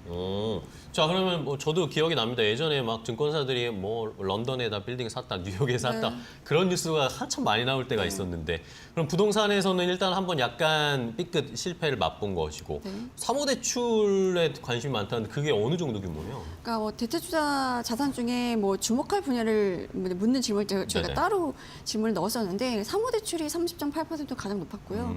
부동산, 사모 주식, 세컨더리가 각각 이제 19.2%로 이제 공동 2위를 했고 네. 인프라가 11.5%로 이제 뒤를 이었는데 그 3분의 1 정도가 이제 사모 대출을 꼽은 거는 네네. 여전히 금리가 높기 때문이에요. 그러니까 뭐 미국을 비롯해서 우리나라도 지금 금리 인하 기조로 접어들긴 했는데 생각보다 인하의 속도를 좀 내지 그쵸. 못할 조금 거라는 늦춰지고 전망들이 좀 있잖아요, 있잖아요. 그러니까 여전히 이제 금리 매력이 있는 거죠. 근데 사모대출이라는 거는 운용사가 이제 기관 투자자들보다 자금을 모아서 그 자금을 기존의 전통적인 금융권, 그러니까 뭐 은행, 증권사 은행 이런 대출을 안 데로부터 대출 못 받는 곳들한테 이제 빌려주는 건데 이게 공제 같은 경우는 이제 5% 이상의 수익을 꾸준히 내야 되는 상황이라서 사모대출에 투자하는 게 조금 안정적인, 그러니까 그 뭐 이제 이자 수익이 계속 이자 나올 수 논의를 있는 하는 거네요. 거라서 사모대출에 대한 관심이 이제 굉장히 높은 것 같습니다. 그렇습니다. 그러면은 이제 부동산을 가장 많이 했었고 이 사모 대출, 사모 그 이야기 나왔는데 그러면은 사모 주식도 아까 살짝 언급해 주셨는데 사모 주식 세컨더리 이쪽도 2위를 기록해서 꽤나 많은 비중인 것 같은데요. 그렇죠. 일단 뭐 부동산 사모 주식 세컨더리 이렇게 공동 2위인데 부동산은 이 정도면 많이 떨어졌네. 조금 사볼까 뭐 이런 느낌인 것 같고요. 이제 그 사모 주식하고 세컨더리 같은 경우는 그 사모주식 같은 경우는 이제 증시에 상장되어 있는 그 상장 주식 말고 그 장외에서 거래할 수 있는 주식들 있잖아요. 그러니까 예를 들어 뭐 우리나라에서도 이제 유니콘으로 가고 있는 기업들 혹은 유니콘 가능성이 있는 곳들을 이제 초기 단계부터 투자하는 곳들을 보통 이제 사모주식 투자라고 많이 하는데 워낙 미국 증시가 많이 올랐으니까 그 미국 증시에 상장되어 있는 이 주식들은 조금 고평가가 됐다. 그러니 이제 장외에서 한번 찾아보자. 지금 초기 단계에 들어가면 초기 단계에 들어갈수록 나중에 이제 상장이 됐을 때 그 수익률이 높으니까. 그래서 뭐 국내 큰 손들도 지금 상장 주식보다는 뭐 시리즈 B나 C 뭐 약간 이제 후기 단계거든요. 처음에 이제 엔젤 단계, 시드머니 단계에서 뭐 시리즈 A, B, C 이렇게 나가다가 마지막에 프리 IPO 단계까지 가는데 이제 큰 손들은 뭐 C 단계, 프리 IPO 단계에 있는 곳들을 이제 찾아서 투자하기를 원하는 것들이 좀 많고요. 세컨더리는 이제 사모펀드끼리 거래하는 거래를 말하는 건데 사모펀드들은 일단 뭐 어떤 기업을 하나 인수를 하면 펀드 만기가 있기 때문에 엑시트를 좀 고민을 해야 되거든요. 그쵸. 근데 인수를 해서 잘 이제 가꿔서 이제 내놓는 매물들 중에 대충 현금으로도 좋고 뭐 배당도 잘 나오고 알짜인 매물 그러면서 조금 더 밸류업의 여지가 있는 것들 이런 데들 이제 사모펀드가 내놓으면 그러니까 펀드 만기 때문에 내놓으면 그런 거를 이제 사모펀드가 인수하는 그런 이제 세컨더리들에서 그런 데서 이제 기회가 있을 거라고 생각을 하는데 지금 이제 M&A 시장에서 보면 지난번에도 한번 말씀을 드렸는데 이제 기업들은 사실 이 M&A 주체에 조금 많이 빠져 있어요. 왜냐면 지금 구조조정 해야 되고 뭐 사업 재편 해야 되고 이래서 사는 쪽보다는 파는 쪽에 가깝거든요. 그러니까 지금 이제 전략적 투자자라고 하는 SI들은 좀 많이 빠져 있는 상태고 그러면 그 빈자리를 대부분은 FI라는 사모펀드들 그러니까 재무적 투자자들이 좀 메꿔야 되는데 그런 면에서 보면 이제 매물을 내놓는 쪽도 사모펀드, 사는 쪽도 사모펀드면 이런 세컨더리 차라리 딜에서 굉장히 기회가 많을 거다라는 이제 얘기들을 좀 많이 하고 있죠. 그렇군요. 자, 이렇게 뭐 사업, 뭐 주식, 뭐 세컨더리까지 봤는데 그러면 부동산은 아예 요즘에 관심이 많이 없어진 거예요? 그러니까 아니면 부동산도 대형 돈 많이 네. 들어가는 거 말고 이제 각계전투하는 건가요? 그러니까 우리가 보통 이제 오피스 빌딩에 많이 투자를 했었잖아요. 네네. 근데 이 상업용 부동산도 종류가 굉장히 많아요. 그러니까 아, 오피스 그렇겠죠. 빌딩도 있고 이제 리테일 우리 쇼핑몰 같은 리테일 그 부동산도 있고 그리고 물류센터라든가 호텔 이런 데도 있고 이제 그 데이터 센터 이런 데도 이제 관심이 아. 많았던 곳들인데 일단 뭐 오피스 빌딩 같은 경우는 가격대가 굉장히 많이 떨어지긴 했죠. 근데 지금 코로나19 때문에 재택근무가 일상화가 되긴 했지만 선진국에서 조금씩 그런 추세가 생기고 있다고 하더라고요. 하이브리드 근무를 하는 거예요. 그쵸. 그러니까 반은 일부는 집에서 하고 그쵸. 반은 사무실 가고. 그러니까 사무실 수요가 이제 조금씩 늘어나고 있네라는 이제 기류가 좀 포착이 되고 있고 그렇다면 이제 공실률도 좀 해소되지 않겠냐? 뭐 이런 차원에서 좀 가격이 떨어진 오피스 빌딩을 좀 관심을 가져볼 만하다는 평가고요. 네. 그리고 이제 요새 미국에서는 멀티패밀리라는 자산에 대한 관심들이 좀 생겨나고 있는데 멀티패밀리요? 그러니까 원래 미국에서는 멀티패밀리라는 자산에 대한 관심이 있었는데 우리나라 투자자들이 여기에 관심을 갖기 시작하는 거예요. 근데 우리나라에서는 주거용 부동산은 상업용으로 만들지는 못하잖아요. 네네. 이게 집값에 대한 민감도가 굉장히 그쵸, 높기 때문에 미국에서는 다들 단독주택인데 이제 집값이 비싼 도심지에서 조금 벗어난 교외와 도심지의 중간 지역에서는 약간 뭐 4층짜리, 5층짜리 우리가 플래시라고 부르는 이런 아파트라고 하기는 조금 애매한 이런 식의 이 멀티패밀리들이 생겨나고 있어요. 근데 이런 것들을 상업용으로 만들어서 뭐 이제 임차를 주는 건 임대를 주는 건데 뭐 워낙에 이제 아까 하이브리드 근무 이런 문화들이 생기기 시작하면서 네. 도심지는 너무 비싸고 이제 교외 지역은 너무 멀고 이러니까 요 중간 지역의 멀티패밀리에 대한 수요가 좀 있다고 하더라고요. 그러니까 수요가 있으니까 공실은 그렇게 걱정을 안 해도 될 거고 이게 수요가 있다 보니까 임차인을 골라서 받을 수 있다고 아, 하더라고요. 네. 그러니까 이 사람들 신용이라든가 뭐 안정적으로 예를 들어 휴대폰 요금 잘 냈나? 뭐 이런 것들을 다 데이터를 봐서 임대료를 연체하지 않을 만한 임차인을 이제 골라서 받으니까 임대료 연체율 이런 것도 높지 않고 그러니까 이제 배당 이런 것들 따박따박 받을 수 있으니 이런 멀티패밀리 같은 데에 조금 관심을 갖는 분위기이기도 하고요. 인프라 같은 경우는 사실은 이제 부동산 영역이긴 한데 네. 크게 보면 여기는 이제 워낙에 투자 규모 단위가 크고 또 장기간 봐야 돼요. 그래서 여기는 조금 꺼리는 분위기인 것 같긴 합니다. 알겠습니다. 자, 어쨌든 뭐 미국이나 뭐 해외 쪽에서의 부동산 투자도 이제 조금 더 세분화되고 수익을 안정적으로 받을 수 있는 것들을 잘 찾고 있는 상황이네요. 자, 그러면 이제 우리나라로 와봐서 어쨌든 미국은 금리 인하의 속도를 약간 늦추고 있는 상황인데 뭐 트럼프가 뭐 계속 내리라고 압박할 것 같긴 한데 네, 그렇죠. 우리나라의 상황도 봐야 되잖아요. 우리도 미국의 금리 상황에 따라서 우리도 움직일 수밖에 없고 뭐 지금 내수나 이런 것도 지금 굉장히 어려워서 한국은행 총재도 이거에 대해서 언급을 계속 하고 있는데 우리나라 금리 인하 속도나 전망 어떻게 보세요? 뭐 큰 손들한테 이 금리 그러니까 올해 말에 금리가 어느 정도 수준일 것 같냐라는 이제 질문을 던져봤는데 지금 한국은행 기준금리가 3.0%잖아요. 올해 최종 금리 수준으로 2.5%를 꼽은 분들이 57%였었어요. 그러니까 대부분이 이제 2.5% 정도 한 두 번 정도 더 그쵸. 내릴 것 같다. 그렇죠. 두 차례 금리를 인하할 것을 보는 건데 금리를 3번 인하해서 2.25%로 낮출 것이라는 전망이 13.3%. 그리고 이제 이렇게 금리 인하를 예상하고 있으니까 금리가 내려가면서 이제 유동성 효과를 좀 볼 수 있잖아요. 그러니까 금리 인하에 따른 이제 자산을 그러니까 수혜를 입을 수 있는 자산을 좀 선별적으로 보겠다. 뭐 그게 아마 공모주식이라든가 사모주식 이런 부분이 좀 될 텐데 이런 이제 얘기들이 좀 나오고 있습니다. 네. 자, 그리고 또 중요한 게 요즘에 환율이니까 이 트럼프 어제 같은 경우에도 저도 환율 보고 깜짝 놀랐는데 1,470원대까지 어제 막 네, 올라갔다가 그랬죠. 조금 내려왔긴 했는데 오늘은 뭐 다행히 조금 더 내려와서 1,459원 뭐 이 정도네요. 환율도 어떻게 보고 있는지 그 투자자 그 CIO나 이런 분들의 시각도 궁금합니다. 오늘 보니까 뭐 상승 하락을 좀 왔다 갔다 하긴 왔다 갔다 했더라고요. 해요. 좀 초반에. 풀어버려요. 네. 그래서 약간 방향성을 좀 탐색하고 있는 분위기긴 한데 어제 장중 고가 기준으로 1월 13일 요 최고를 기록했잖아요. 그쵸. 근데 워낙에 지금 트럼프 대통령이 관세 부과를 하면 관세가 붙어서 들어오는 이제 물건들의 가격이 높아지고 그럼 미국 내에 이제 물가가 오를 수밖에 그렇죠. 없고 인플레이션. 그러면 연준이 네. 금리 인하 속도는 더 느려질 수밖에 없고 그러니까 이거 자체는 이제 달러 강세 요인이잖아요. 달러가 되고, 네. 그래서 실제로 이제 글로벌리 달러도 이제 강세를 보이고 있는 상황인데 큰 손들한테 이 원달러 환율 이제 네. 레인지를 좀 물어봤거든요. 올해 환율 1,300원에서 1,400원대를 전망하는 비율이 73%로 압도적으로 높았습니다. 그리고 나머지 27%는 1,500원대로 상승한 후에 박스권을 이어갈 것이다라고 전망을 했는데 1,300원 밑이나 1,600원 이상을 보는 곳은 없었어요. 0%네요. 그렇죠. 근데 이게 사실 글로벌 강달러 압력이 좀 낮아진다고 해도 워낙에 국내 정치 상황이 불확실하기 때문에 원화 약세는 계속 이어질 수밖에 없겠냐라는 거고 이 큰 손들은 어쨌든 간에 환율 변동성이 조금 유연하게 대응하면서 전략을 짜겠다라는 답을 이제 절반 이상이 했고 국내 시장 중심으로 투자 자료를 가져가겠다라는 답도 좀 일부 있었고요. 환해지를 강화하겠다라는 이제 답도 한 뭐 2위 정도를 했는데 일단 환해지를 하게 되면 이제 환해지 비용이 들어가기 때문에 그렇죠. 이런 부분도 이제 쉽게 결정할 수 있는 부분은 아닌데 어쨌든 환율이 이렇게 변동성을 크게 보인다고 하면 변동성 자체가 악재이기 때문에 환해지를 해서 좀 고정하는 효과 이런 것들이 일부 노릴 수는 있을 것 같습니다. 네, 좋습니다. 자, 이렇게 오늘 건설센터장과 이야기를 나눠봤는데 뭐 우리나라의 어쨌든 기관들 중에 그 시장을 또 움직일 수 있는 큰 손들 어디에 투자를 하는지를 보면서 저희도 힌트를 얻을 수 있으니까요. 근데 뭐 어쨌든 국내 상황이 녹록치 않으니까 해외 쪽에 또 투자에 많은 관심을 좀 보이고 있는 것으로 큰 추세는 저희도 확인할 수 있었습니다. 자, 오늘 건설센터장과 자세하게 뭐 설문조사한 이야기를 나눠봤는데요. 오늘 또 좋은 인사이트 주셔서 감사하고요. 다음 시간에 또 뵙도록 하겠습니다. 오늘 고생 많으셨습니다. 네, 감사합니다. 고맙습니다.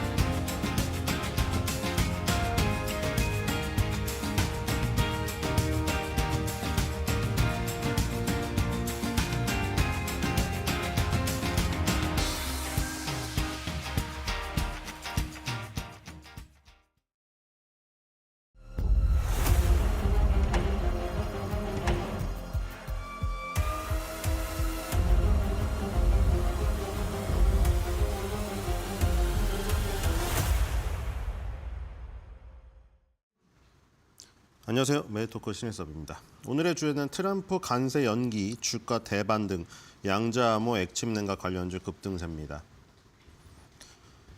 확실히 뭐 미국 대통령이 괜히 미국 대통령이 아닌 것 같습니다. 한마디에 따라서 주가가 이 정도 움직일 수 있구나를 어제와 오늘에 걸쳐서 확실히 알게 되었죠.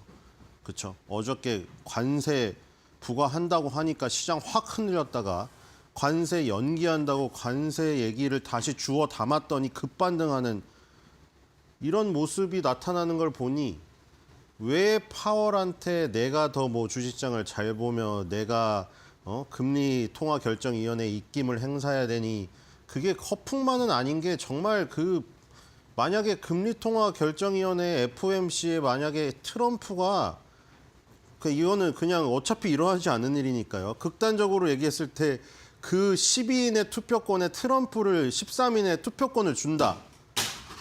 그러면은 거기 동요 일으켜가지고 자기 맘대로 바꿀 것 같아요. 그렇죠? 왜냐면 금리 입으로 그냥 그 정도 정책만 말해도 움직이는데 만약에 미국의 금리를 인하하거나 동결하거나 인상하는 투표권까지 만약에 트럼프 대통령이 갖고 있다. 야, 이거는 진짜 시장에서 하루에 한 2%는 자기가 움직일 수 있지 않을까요? 만약 그렇게 돼버리면은. 그렇죠? 뭐 절대 뭐 그 주어질 일은 없겠지만. 그러니까 내가 뭐 이게 투표권은 없어도 내가 이런 입김 하나로 시장도 움직일 수 있는데 파월 너가 뭔데 뭐 근데 또 이제 뭐 좋게 바뀌었더라고요. 그렇죠? 파월이 금리 동결은 뭐 잘했다고 이번엔 또 칭찬을 하고 있더라고요, 또. 그렇죠? 아니 뭐 칭찬하고 뭐 그건 자유인데 어쨌든 간에 파월을 계속 욕하다가 그쵸 인플레이션을 불러일으키는 장본인이라고 하다가 또 이번에 동결은 또 판단을 잘했다고 또 그러고 있더라고요. 어쨌든 간에 지금 뭐 시장이 한 번씩 출렁였는데 지금 어제도 일단 급반등을 하면서 끝났거든요. 장 초반에는 상당히 많이 빠졌어요. 기술주들이 나스닥 같은 경우에 2% 넘는 하락세였거든요. 일단 밑꼬리를 크게 달면서 마감을 했습니다.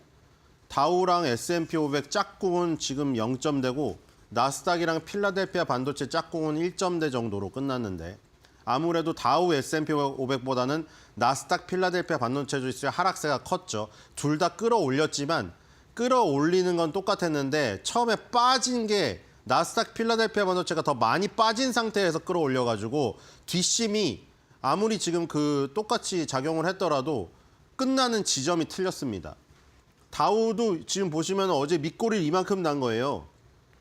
그러니까 일봉이니까 장중에는 여기까지 내려갔다는 거 아닙니까? 그래서 종가가 여기라는 거죠.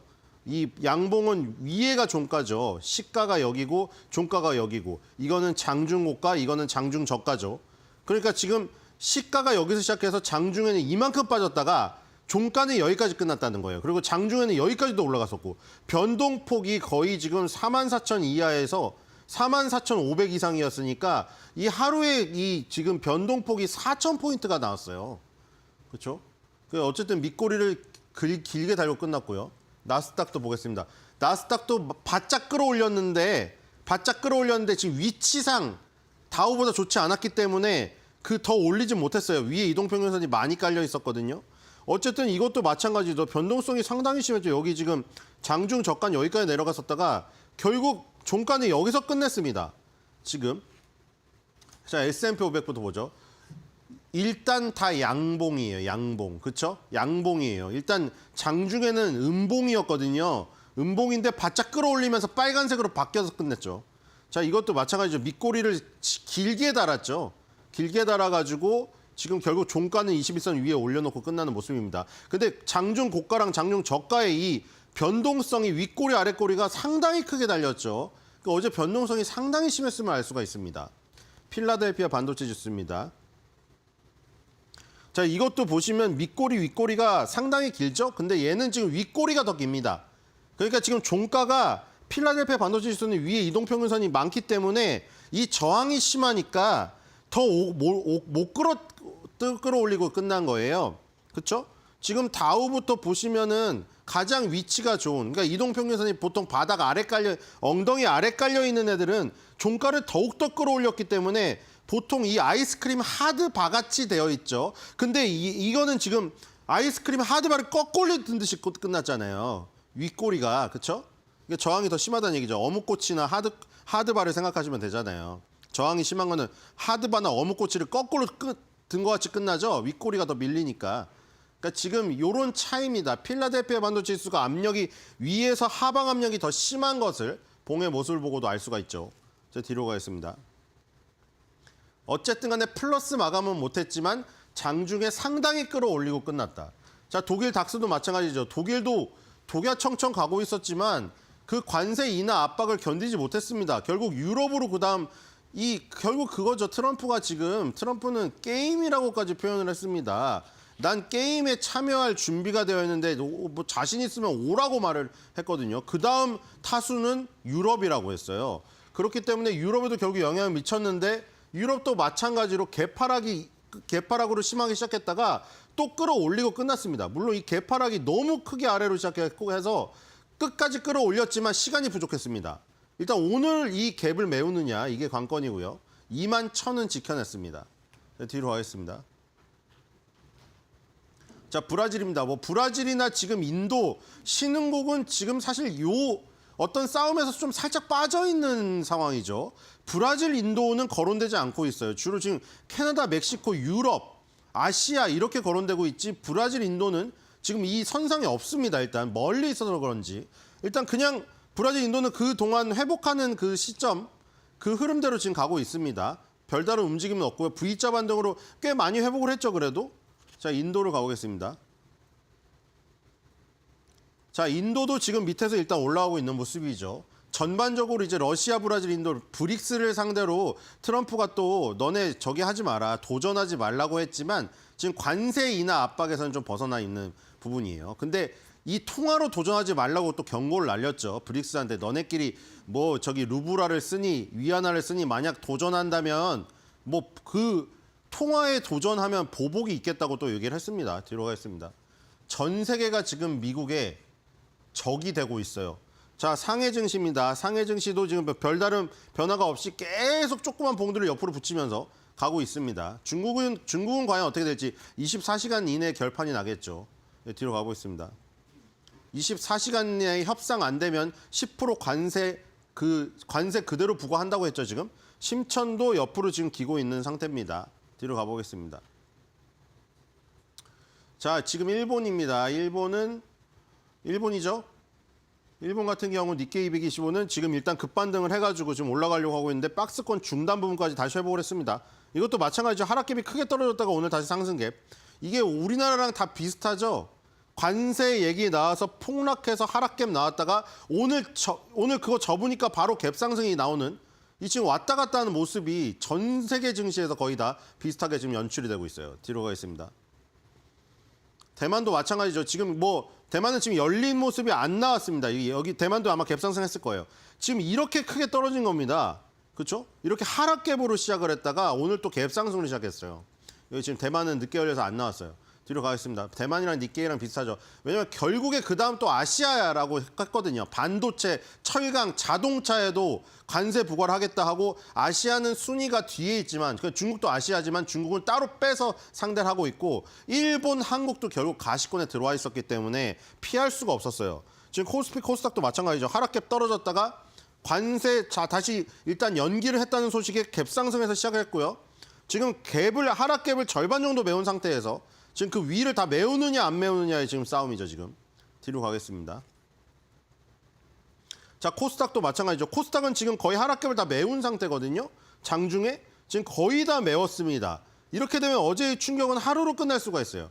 이 하락갭을 하루 만에 메꿔버리면은 상처가 굉장히 덜합니다.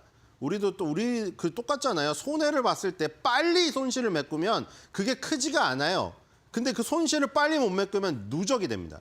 똑같아요. 구멍이 뚫려가지고 벽에 구멍이 뚫려서 물이 셀 때 처음에 테이프로 막을 수가 있는데 만약에 그게 뚫려가지고 구멍이 커져버린다. 그러면 이제 박스 테이프로 막을 수가 없는 순간입니다. 그러면 기술업자를 불러야 되죠. 그거랑 똑같아요. 하락갭이나 상승갭이나 시간이 오래가면 오래갈수록 그게 공고해집니다. 하락갭도 지금 하락갭은 이제 저항이 될 것이고 상승갭 같은 경우는 지지가 되겠죠. 근데 이제 하락갭이니까 저항이 심한데 이게 하루 만에 깨져버렸기 때문에 이 하락세는 이제 일단락 됐다고 볼 수가 있습니다. 이대로 유지가 된다면. 뒤로 가겠습니다. 자, 환율입니다. 환율도 1,470원을 찔렀다가 일단 윗꼬리를 길게 달고 일단 저항을 지금 맞은 지금 모습인데요.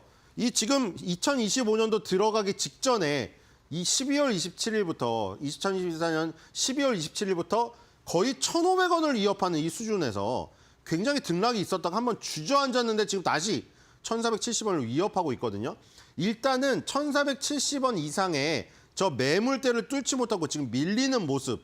이게 지금 밀려가지고 여기서 만약에 원달러 환율이 쳐져버린다면은 코스피, 코스닥이 지금 굉장히 좋아질 가능성이 있는 것이죠. 자, 이제 또 갈림길입니다. 계속 반대로 움직이는 거 보이시죠?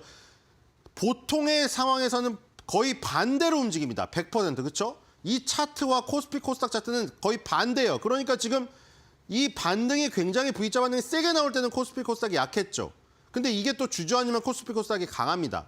왜냐면 지금 원달러 환율이라는 건 달러의 가치이기 때문에 달러의 가치에 가장 영향을 많이 미치는 거는 주식시장의 매수, 매도기 때문이에요. 그래서 외국인이 매도를 많이 하고 나가면 주식을 팔고 달러를 받아서 외국으로 나가잖아요. 정말로 주식을 팔아서 와가지고 우리나라 거래소에다가 달러를 받아서 나가고 이러진 않지만 설명을 하기 위해서 하는 거예요. 그런 논리잖아요. 주식을 판다는 게 주식을 팔아서 이 자기 달러를 받아서 나가잖아요. 그럼 그만큼의 달러가 우리나라에서 없어지죠. 그럼 없어지면 달러가 그만큼 귀해지잖아요. 그럼 가치가 올라가니까 원달러 환율 차트는 올라가는 거죠. 그러니까 주식시장의 매도가 외국인의 매도가 거세지면 이 차트는 올라가는 거죠. 그러니까 반대로 말해서 이게 올라간다는 거는 주식시장에 매도가 나오니까 주식시장은 빠진다는 것이고 그냥 간단히 그래서 원달러 환율이든 N달러 환율이든 중국 위안 달러든 모든 건 달러의 가치를 나타내는 겁니다.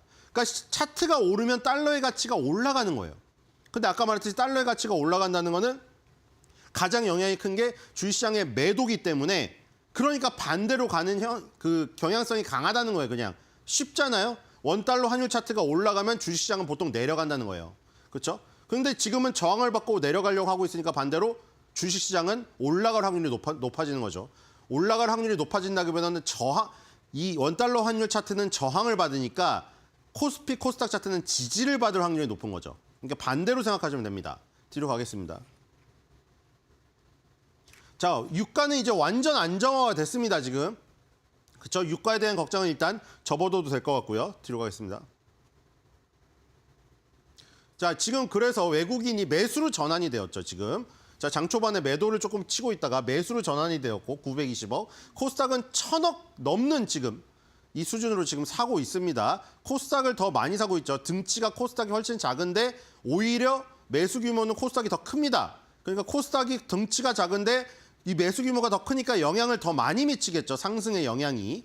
자, 그래서 이제 외국인이 매수를 하면 어떻게 되겠어요? 반대죠, 이제. 외국인이 매수하면 아까 논리대로 하면 외국인이 주식을 사고 그 대가로 달러를 거래소에 내겠죠. 그럼 우리나라에 달러가 많이 생기잖아요.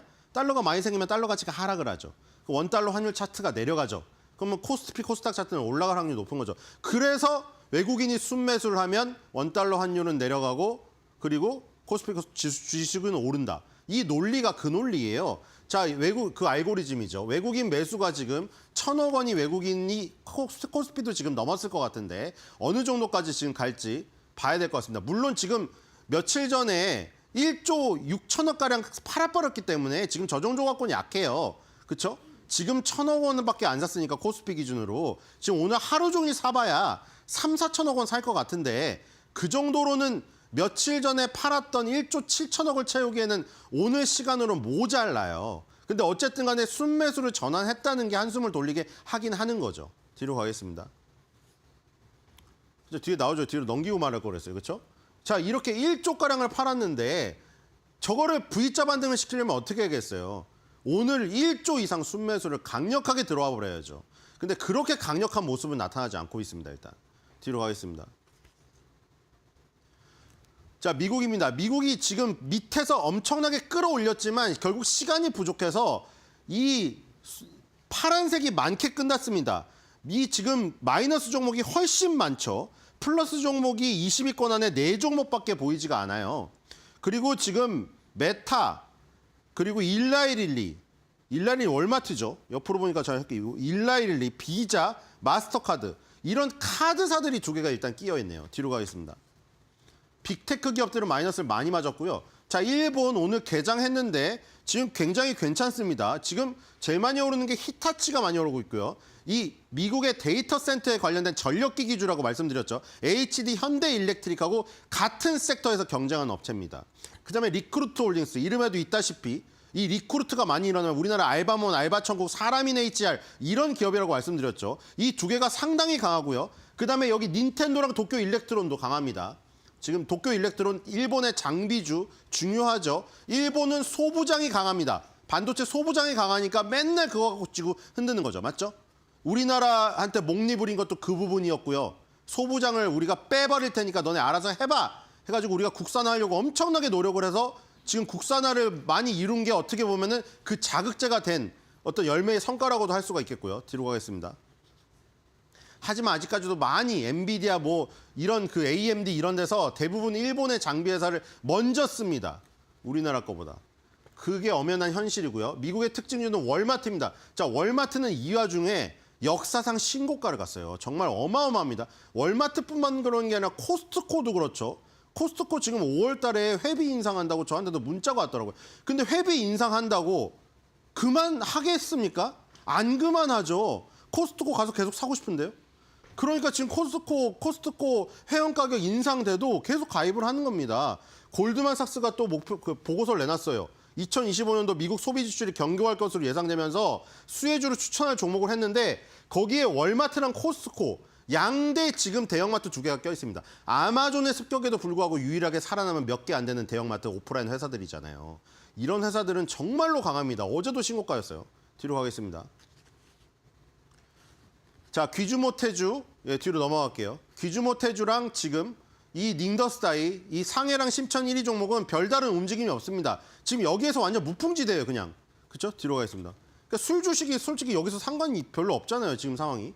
뭐 캐나다 술은 관련이 있어요, 캐나다 술은. 어제 캐나다 총리가 캐나다 술 먹고 그 버번 위스키 저기 미국 거 먹지 말라고 했는데 과연 뭐 안 먹을지 모르겠어요. 켄터키 뭐 버번 그 위스키 먹지 말라는데 자 도요타 자동차 일단 갭 상승해서 다시 21선에 갖다 붙여놨고요. 자 도요타 자동차든 현대차든 여기도 문제입니다 지금.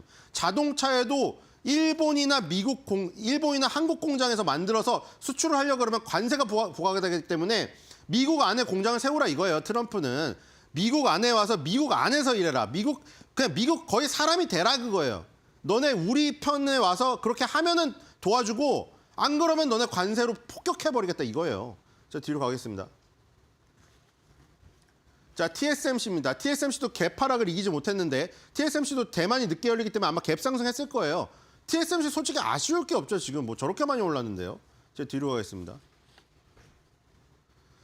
자, 히타치입니다. 아까 말씀드렸던 히타치는 일단 오늘도 지금 오르고 있고요. 상당히 좋아요, 지금. 히타치 전력기기 기업인데 데이터 센터발 이 이슈에서 일단 충격이 별로 없었습니다. 다 만회했어요. 그렇죠? 얘는 개파락을 다 이미 메꿨어요, 이미. 이미 메꿔서 장대 양봉이 출현하고 있다. 뒤로 가겠습니다. 자, 우리나라에서 많이 오르는 겁니다. 우리나라는 지금 이거 어제 나온 거네요. 뒤로 가겠습니다. 자, 일본의 이거 우리나라 특징주입니다. 워트입니다, 워트. 워트 하나 볼게요. 우리 지금 냉각 관련주가 오르고 있는데 워트 뉴스 보면은 젠슨왕이 이런 말을 했습니다. 블랙웰이 지금 발열 문제가 있다. 그러니까 최첨단이긴 한데 발열 문제가 있어서 지금 냉각 기술이 필요하다는 거예요. 여기 액체 냉각은 서버 내부에 물을 통과시켜서 열을 식히는 방식으로 열 전달 매개체를 공기 대신 액체로 사용하는 그래서 액체 냉각이거든요. 우리가 공냉식이라고 불리는 건 공기고 이 액체 냉각은 그 수냉식이랑은 또 다른 발전된 건데 거기에서 필요한 게 이 칠러라는 건데 워트에서 만드는 게 바로 이게 칠러입니다. 이 칠러가 반도체 디스플레이 2차 전지 이 장비 업체에서 하는 내용이 저온 및 고온 황온수 공급입니다. 그래서 이 관련주로 지금 뜨고 있는 것이거든요. 그러니까 어떻게 되냐면 딥시크 이 우려로 해가지고 굳이 최첨단 칩 필요 없잖아. 그러면 데이터 센터에서 그렇게 돈 많이 들일 필요 없네. 그리고 저렇게 발열 뜨거운 뭐 최첨단 칩을 굳이 만들 필요 있어? 이러다가 다시 오늘 또 오픈 AI랑 뭐 카카오 협업 지금도 속보로 나오는데 다시 딥시크의 뭐 3배 정도 정확성이 있는 걸 오픈 AI에서 또 출시를 했죠. 그러면서 이제 또 분위기가 반전되기 시작했어요. 그래서 다시 발열 관련주가 또 뜨기 시작하는데 거기서 워트란 종목이 지금 액체 냉각, 워트 젠슨왕 블랙웰 발열 문제 때문에 액체 냉각이 필요하다. 열 효율이 1000배다. 그리고 워트가 하는 것 중에 칠러가 있다. 이래서 지금 관련주로 뜨면서 오늘 15.55% 정도 지금 캡처한 상황에서 지금 오르고 있다. 이런 모습입니다. 그래서 결국은 액침 냉각 기술은 꼭 필요한데 여기서 지금 만약에 발열 문제가 계속 더 뜨겁게 올라온다고 하면은 더욱 중요도가 올라갈 겁니다. 자, 오늘 한 주 매도평입니다. 액침 냉각 기술은 제발 데이터 센터에만 써줘. 주식시장 냉각은 절대 싫거든.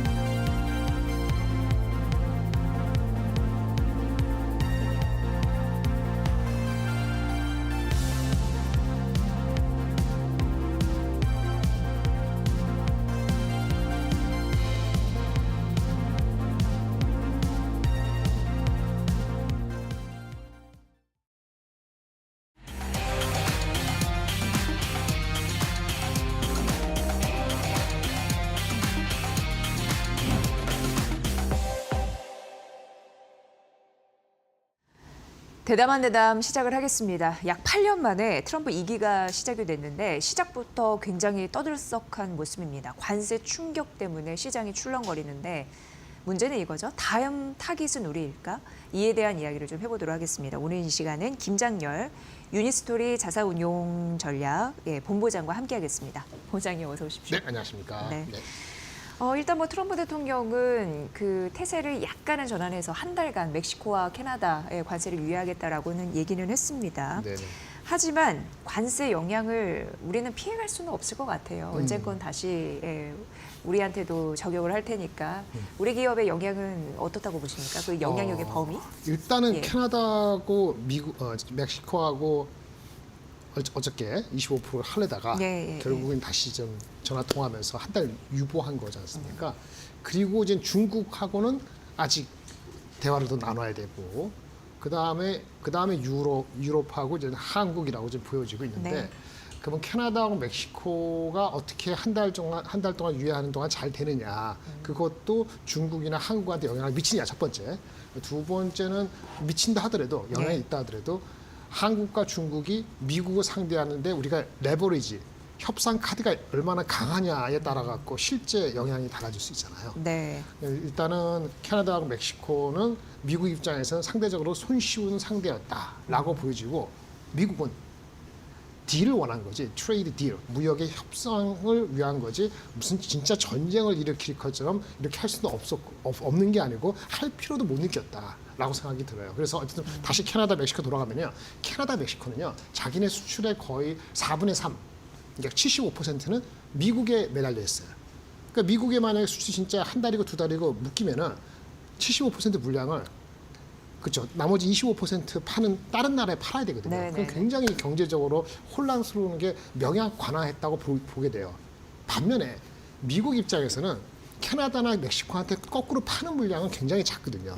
그래서 그 캐나다, 멕시코가 미국을 상대로 카운터 어택 할 수 있는 레버리지가 굉장히 제약적이었기 때문에 비록 어저께 전격적으로 그 미뤄지는 걸로 오늘 우리나라 장이 급반등을 하지 않았습니까? 네. 그런데 그렇다고 해서 이것이 그대로 중국과 한국과 유럽에도 똑같이 적용된다라고 생각하기는 아직 이른 것 같아요.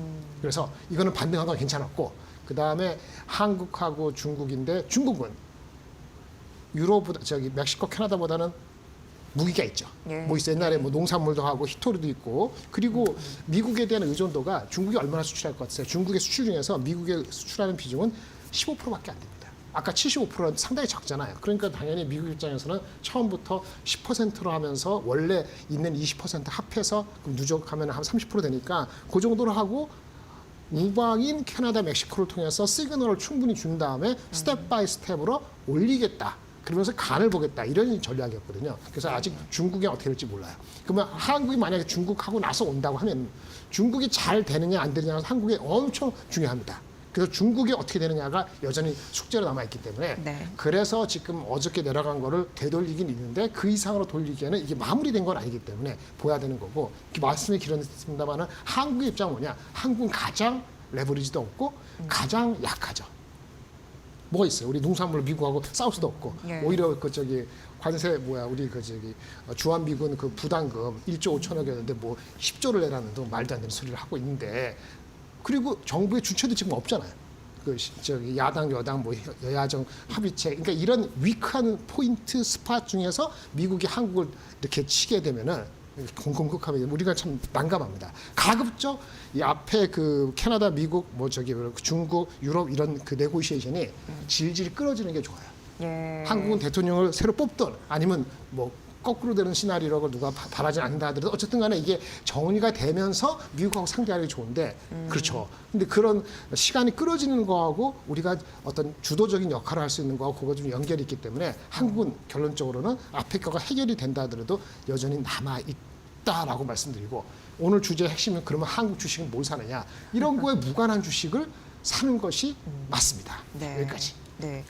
그러니까 일단 그 트럼프 대통령은 전쟁을 촉발시키기보다는 공포 심리를 일단 일깨워서 캐나다와 멕시코를 시작으로 일단 충격을 주고 그 안에서 다른 나라 상대국으로부터 어떤 전략적인 협상 카드를 우리에게 줄 것인가 이거를 가늠하고 있는 상황이고 그런 와중에 이제 중국이 어떻게 나오냐 굉장히 중요하고 그렇죠. 네. 우리는 조금 더 그 무역 적자가 심한 국가를 중심으로 네네. 시간을 끌어줘야 뭐 전략도 세우고 대책도 세울 테니까 우리나라 입장에서는 예. 늘어지는 게 좋은데 늘어질수록 주식 입장에서는 불확실성이 계속 이어진다는 측면에서는 네. 차라리 매를 맞든 뭐하든 빨리 해결 보고 캐나다 멕시코 끝, 중국 2월달 중에 끝 유럽도 뭐 하는 동안 3월달에 끝. 아. 한국 3월달 다 끝나면 주식시장 입장에서는 네. 주식시장 입장에서는 2분기부터는 좋아지는 시그널을 바라보고 1분기에 다 믿음칠 수 있잖아요. 근데 반면에 대한민국이 준비가 안 됐다는 전반적으로 봤을 때는 이것이 너무 빨리빨리 되면은 사실은 우리가 내고할 수능이 별로 없다는 측면에서 양면성이 다 있다 이렇게 말씀드리는 겁니다. 네.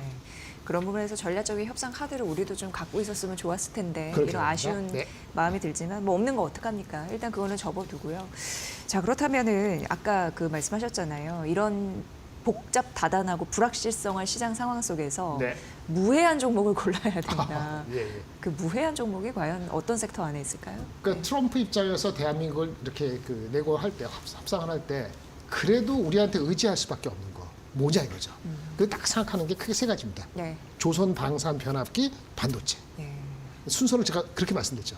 조선 방산 변압기 그게 반도체. 순서예요? 네, 지금 예, 현재. 예, 예. 근데 왜 이렇게 됐냐면은 원래는 변압기나 반도체가 앞에 갈 수도 있었죠. 네. 연초에 더 강했으니까 이게 딥시크 이슈가 생겼잖아요. 그러니까 딥시크 이슈가 딥하게 아프게 만드는 것인지 얼마나 이 충격을 정확히 말하면 2월 26일 날 우리 그 엔비디아 실적 발표될 때 엔비디아 입을 통해서 이런 모든 거를 좀 정리하는 듯한 코멘트가 필요해요. 아, 그게 뭐 5월 말이니까 약간 시간은 3주간 있어서. 한 몇 주 남았죠. 그렇기 때문에 갑론을박이 있고 삼성을 다른 이슈 때문에 그런다면 이게 우리 시총이 가장 큰 건데 상대적으로는 뒤쪽인데 어제 많이 빠졌을 때는 저가 매수로 들어갈 수도 있고요. 변압기도 그럴 수도 있었어요. 근데 아까 세이프한 영어로 따지면 조선 방산이 가장 세이프한 거죠. 그리고 그런 쪽으로 눌렸을 때 그쪽이 원초고 그 다음에 변압기, 그다음 하이닉스 이런 순서대로 하는 것이 세이프하고요. 만약 어차피 한국이 그 우리 나중에 관세를 받게 된다. 한국의 보편 관세 이렇게 생각하면은 완전히 무관한 건 다른 겁니다. 엔터, 음식료, 뭐 아, 완전한 그쪽으로도? 그렇죠. 오, 예. 이런 식으로 가야 되는데 지금 상황을 보니까 그렇게 무지막지하게 아까 말씀드린 제가 트레이드 워가 아니고 트레이드 딜이라 하면은 딜이라는 건 시간이 지날수록 주고받을 게 있을 수도 있기 때문에 네. 너무 디펜시브하게 하는 것도 주가 올라가는 걸 놓치는 거기 때문에 아까 말씀드린 네 종목을 중심으로 하고 여유가 생긴다면 아까 엔터나 완전히 무관한 주식. 그런데 거꾸로 이것이 만약에 전쟁이 트레이드 워가 아닌데 뭐 히토리로 산다든지 뭐 이런 식으로 하는 거는 조금 진짜 단기니까 일단은 그 단기 순서는 트레이딩으로 네, 하는 그렇죠. 거보다. 이런 식으로 하는 것이 좀 더 현실적이지 않을까 싶습니다. 확실히 빛과 그림자가 있을 가능성이 있는데 반사 이익이라고 해야 될까요? 거둘 수 있는 섹터는 전략적인 협상 카드를 줄 수 있는 조선 방산, 네. 변압기 그리고 반도체 그럴 순서대로는 네, 말씀해 네, 네. 주셔서 네. 그걸 꼭 기억을 해보시면 좋을 것 같습니다. 역시 뭐 철강, 구리, 알루미늄 이쪽은 좀 피해는 있을 가능성. 철강 알루미늄이 네, 네. 일단 그 관세가 아직 그 중국은 아직 결정 안 됐고요. 네, 네. 캐나다인데 캐나다 미뤄졌잖아요. 그리고 우리나라 수혜가 올 것도 없고 한국도 별도니까 지금 현재는 중립인데 그 인도리스 자체가 별로 그렇게 세지가 않다 보니까 네, 중립에서 네. 올라가지 못하는 그렇죠. 현상으로 하루아침에 바뀌었습니다. 네.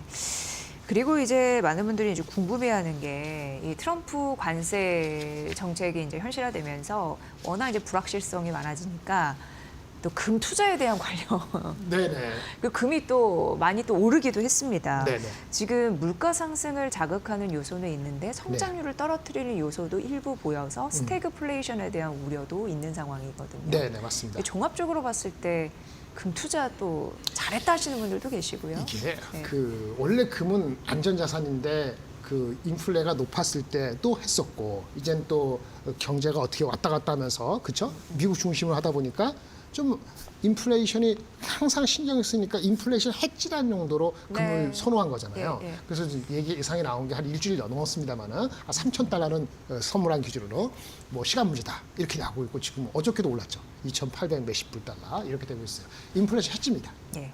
근데 보세요. 인플레이션 해시가 여기서 지금 말하는 이 순간에 진짜 일어날 것이냐 미국을 중심으로 보아야 되는데 아까 캐나다, 멕시코 나왔잖아요. 예. 캐나다, 멕시코에서 수입하는 거, 미국이 수입하는 거는 사실은 최종 소비재는 한 20-30%밖에 안 되기 때문에 인플레를 자극한다기보다는 미국의 생산 기지를 갖고 있는 업체들의 어떤 가격 이슈 그래서 오히려 디스인플레이션 효과가 있거든요. 근데 중국하고의 내고는 달라요. 중국에서 미국이 수입하는 건 거의 반 이상이 최종 소비재이기 때문에 네. 그거는 인플레이션을 야기할 수 있어요. 근데 지금 중국하고는 내고를 아직 들어가야 되잖아요. 네. 인플레이션이 될지 말지 좀 까리까리한 거죠. 그러기 때문에 그 자체 때문에 인플레이션 해지가 된 거고요. 진짜 중국하고 내고가 잘 안 되지 않습니까? 그래서 중국에 수입하는 거를 관세를 치고 10%가 아니라 더 하게 되면은 그땐 진짜 인플레이션 해지한 게 너무 잘 된 거가 될 수 있죠. 그러니까 지금까지는 그런 용도로 해왔다는 것 자체가 성공했다고 보는 거고요. 네. 또 한 가지 두 번째 에스펙트는 요거는 이런 얘기가 있어요. 미국에서의 미국 금속 선물 하는 그 코맥스라는 그 시장, 거기에 금괴의 재고가 최근 많이 올랐어요. 늘어났어요. 그러니까 작년 11월, 지금 말씀하신 금이 올라갈 때인데 작년 11월, 12월, 2월 이런 4개월 됐잖아요. 무려 금괴 재고가 1,220만 톤이 증가돼서 그래서 1,220만 톤이죠. 그 당시에 그 1,220만 트로이언스인데 지금 3,000만 트로이언스가 됐어요. 예. 그러니까 많이 1,220만 늘어났네요. 트로이언스가 예. 생겼다는 거는 한 300톤 이상이 증가돼서 지금 900톤 정도가 됐거든요. 엄청난 재고가 들어가는데 왜? 런던에서 빼가지고 미국으로 온다는 거예요. 이건 지금 어차피 영국에서 인플레이션도 있지만, 빼서. 예, 근데 네. 런던은 현물이고 미국은 선물이거든요. 그 아비트레이지 가격차가 벌어지면서 그것이 엑소더스 여기서 빼가지고 영국도 안 좋으니까. 그 영국이 요즘에 다시 브렉시트 반대, 다시 유럽으로 들어간다는 얘기도 있거든요. 그렇죠. 네네네. 그런 것도 관련이 되는 거예요. 네, 그래서 네. 브렉시트의 반대말 개념으로서의 어떤 선현물 차익 거래에 그런 거하고 해지하고 같이 몰아서 주가 그 금값이 생각보다 빨리 올랐다. 그런 측면이 있어요. 그 직구 입장에서 만약에 이게 트레이드 워가 안 될 것 같다는 생각이 들면은 현재 입장에서 더 추종하는 건 조금 애매합니다. 많이 급격히 올라왔기 그렇죠. 때문에 속도 조절이 필요한 상황에서 저도 이제 자산가치가 알 정도로 이렇게 올라갔었으니까. 앵커님하고 얘기할 정도면은 예, 이제 예. 진짜 2,850이 3,000이 될 수도 있지만 안 될 수도 있거든요. 그러니까 진짜 해지를 진짜 꼭 해야 된다면은 인플레이션 시작이다. 네, 네, 중국은 네. 다 다른 애니멀이다. 이렇게 네. 생각한다면은 원래 생각했던 거에 한 3분의 1 정도만 진짜 해지로 듣는 것이 필요하고 또 하나는 미국이 이렇게 그 선물한 쪽이 높아진 가격의 근본적으로 왜 영국이 부족하고 영국이 이렇게 금이 옮겨지고 있느냐 하는 것은 미국이 근본적으로 화폐에 대해서 미국 달러를 강하게 유지하기 위해서 인플레를 야기 안 시키면서도 하려니까 금 본위제를 부활한다는 논의까지 있어서 그런 것까지 유가 간의 금 가격에 반영됐기 때문에 여기서 추정하는 건 조금은 타이밍적으로는 한 발짝 두 발짝 늦었기 때문에 상대적으로 좀 적은 익스포저만 하시는 것이 현실적이지 않을까라고 생각이 들고 있습니다. 만약 금값 투자 상승에 베팅하시려는 분은 적은 양으로, 네, 적은 소량으로 양으로. 하는 게 네. 좋을 게 인플레이션 해지 수단으로 금 투자를 봤을 때도 그렇죠. 미국과 중국의 협상이 아직 시작되지 않았기 때문에 네. 그 결과치가 굉장히 중요할 거다라는 게 인상적으로 와 닿았습니다. 네. 예, 중요할 것 같고요. 여러분 하도 금 투자에 대해서 말씀하셔서 이거는 말씀드렸고요. 그리고 이제 그 본부장님과는 딥시크 얘기를 좀 해봐야 될 것 같아요. 네네. 지금 중국 AI 스타트업 딥시크발 충격, 뭐 요즘 귀가 따갑게 들으셨을 것 같은데 샘 올트먼 CEO가 한국을 방문하는 거 보니까 약간 급했나라는 생각도 들고 네, 어쨌든 네. 이 이슈 때문에 오픈 AI의 의존도가 과연 줄어들까라는 의문도 있고 네네. 사실 이게 좀 궁금했거든요. 네. 네. 일단 표면적으로는 상당히 높은 레벨의 그런 그 성능이 필요한 그러한 AI 쪽은 여전히 하이엔드 GPU하고 메모리가 계속 많이 필요하다고 알고 네, 있습니다. 네. 그런데 우리가 대화하는 챗GPT라든지 코딩을 해준다든지 이런 레벨의 이런 요구사항의 그 AI 기능은 얘네들이 한 것이 상당히 효율적이라는 걸 인정하고 있어요. 효율적이다. 효율적이다. 예. 오픈 AI의 세미 올트만도 그렇게 인정을 하고 있어요. 그런데 그 시장이고 우리는 더 잘하는 걸 계속 잘할 것이고 그런데 한국이 왔죠. 근데 어쨌든 간에 중요한 거는 AI를 상용화하려면은 여러 파트너가 필요하다고 느끼고 있죠. 반도체도 자기가 설계하고 싶지만은 뭐 파트너가 많아져야 되니까 한국에 와서 카카오도 뭐 한다. 그다음 카카오를 도와줄만 오는 게 아닐 거 아니에요. 삼성한테도 투자를 받아서 자기는 몸집도 끌어서 돈은 계속 투자하고 싶은 마음이 여러 복합적이 있는 겁니다. 어쨌든 핵심은 딥시크는 효율적이다. 네. 상당한 레벨의 성능, 더 높지는 않지만 그런 레벨은 좀 적게 들여서 할 수 있다 리소스를 그걸 보여줬다는 측면에서 미국이 경계감을 일으킨 거예요. 인정을 일부 하고. 그렇죠. 예. 그리고 딥시크가 벌써 미국의 그 중국의 화웨이라든지 거기 클라우드 말고 아마존의 웹 서비스, 그 다음에 마이크로소프트 이런 거에 다 지금 채용이 바로 되거든요. 근데 미국 입장에서도 같이 파트너가 되는 겁니다. 그런데 문제는 얘네가 그걸 어떻게 했느냐 했을 때 무슨 반도체 기술을 어떻게 가져갔느냐 소프트 이런 얘기를 아기로 하고 있지만 뒤편에서는 걔네의 능력을 어느 정도를 또 사는 거거든요. 그런 측면에서는 오픈 AI가 어떻게 영향력이 낮을지에 대해서는 저가라든지 어떤 효율적인 측면에서는 경쟁이 붙은 거고요. 중급 이상에 대해서는 여전히 갈 길이 얘네들이 리소스가 많으니까 아직은 거기까지 영향을 미친다고 볼까지는 하는 거는 그렇게까지 볼 거는 없다. 이렇게 말씀을 드릴 수 있겠습니다. 그러니까 AI 시대는 확실히 그 생산성을 높이고 효율적으로 혁신적으로 가는 거 굉장히 중요한데 이쪽으로도 인정할 거는 좀 인정하는 듯한 분위기 있는데 어쨌든 우리가 궁금한 거는 한국 AI 개발 업체에게는 기회가 될까? 네. 그 부분도 있거든요. 삼성전자 하이닉스 반도체 이런 거 우리가 써서 반도체 쓰는 거 말고 네. 우리도 비슷하게 라지 랭귀지 모델이나 뭐 이런 거 만들어서 하는 거잖아요. 그게 하는 게 네이버 카카오가 있죠. 네. 근데 카카오가 하다가 안 됐죠. 미뤄졌거든요. 카카오에서 하는 거. 이번에 뭐 한다 하잖아요. 네. 오늘 들어봐야 됩니다. 예. 리소스가 부족하다는 게 반도체를 부족한 게 아니고 능력이 부족한 거고 네이버도 한계가 있는 거고 그래서 수많은 다른 소프트웨어 회사들이 이거 딥시크처럼 리소스가 제한적인 거 가지고 비슷하게 할 수 있느냐 그게 아니고 딥시크가 한 오픈 소스한 걸 가지고 가져와서 거기다가 얹혀서 자기 힘을 붙이는 거잖아요. 그 가능성은 이 이슈가 있기 전 작년보다는 분명히 생겼죠. 그 주가가 올라간 거 맞는데 실질적으로 자기네가 응용해서 하는 어떤 그런 프로덕트를 의미 있게 내올 것이냐는 것은 딥시크처럼 엄청난 어떤 그 사람들의 엔지니어를 갈아 넣고 그 연봉을 뭐 최고급 20억 준다는데 이런 직은 아니더라도 과연 우리가 그런 조직과 사람을 관리해 왔는가 하고 있는가라는 측면에서 본다면은 좀 작은 회사들은 아무래도 좀 지켜봐야 된다. 그걸 자신 있게 했으면 뭐 네이버하고 카카오도 뭔가 내왔겠죠. 근데 딥시크 때문에 그걸 활용한다는 측면에서 가능성이 있지만 거기에 얹어서 응용해서 나올 수 있는 제품이 어떻게 나올지는 조금 더 지켜봐야 된다. 이렇게 말씀을 드리겠습니다. 네. 어쨌든 이 딥시크발이 그 생산성 문제에 있어서 저비용, 너무 대규모 투자를 안 해도 된다라는 걸 인식하기는 됐잖아요. 맞습니다. 네. 그럼에도 불구하고 여러 가지 뭐 밸류체인 이런 부분들은 좀 필요하다. 그렇죠. 이런 정도로 이해해도 될까요? 맞습니다. 그렇습니다. 그렇게 좀 정리를 해보도록 하겠습니다. 그리고 이제 궁금한 게 본부장님, 네. 저는 전력기 기주. 네네. 예. 제가 아까 말씀드릴 때 앞서서 변압기 그렇죠. 말씀해 주셨는데 그래서 네. 괜찮나라는 생각 들거든요. 조선- 하지만 주가는 반등이 시원하게 안 나와서 신경 안 나오죠. 그러니까 제가 오늘 제일 신경이 궁금했어요. 있습니다. 시장에서. 신경, 맞아요. 조선 방사 말고 네, 네. 변압기 반도체잖아요. 근데 이걸 얘기하려면 변압기 얘기하려면 네. 이 반도체를 얘기해야 돼요. 네. 거꾸로 엔비디아가 맛이 갔는가? 그래서 HBM의 하이닉스도 마이크론도 별 볼일 없게 되는가? 라는 답이 나오면은 변압기도 별 볼일 없습니다. 변압기도 일부분, 상당 부분 별 볼일 없어요. 왜냐하면은 변압기도요 전력이잖아요. 전기를 만들고 그렇죠. 발전하고 네. 송전을 하고 그 다음에 맨 끝에서 가정용 디바이스나 아니면 산업용으로 쏴주는 분배해 주는 게 있잖아요. 이게 그 다음에 이제는 발전, 송전, 배전 있잖아요. 여기 별로 네, 이 송배전. 딥시크의 영향력이 다를 수 있어요. 그니까요. 근데 변압기라고 얘기하는 현대일렉트릭이나 효성중공 오늘 성수가 실적이 좋아서 엄청 올라가고 있는데 뭐 LS도 여러 가지 있는데 얘네들이 그 발전, 송전, 배전 중에서 오도 받은 거 있잖아요. 그러니까 올해 실적은 아무 이슈 없어요.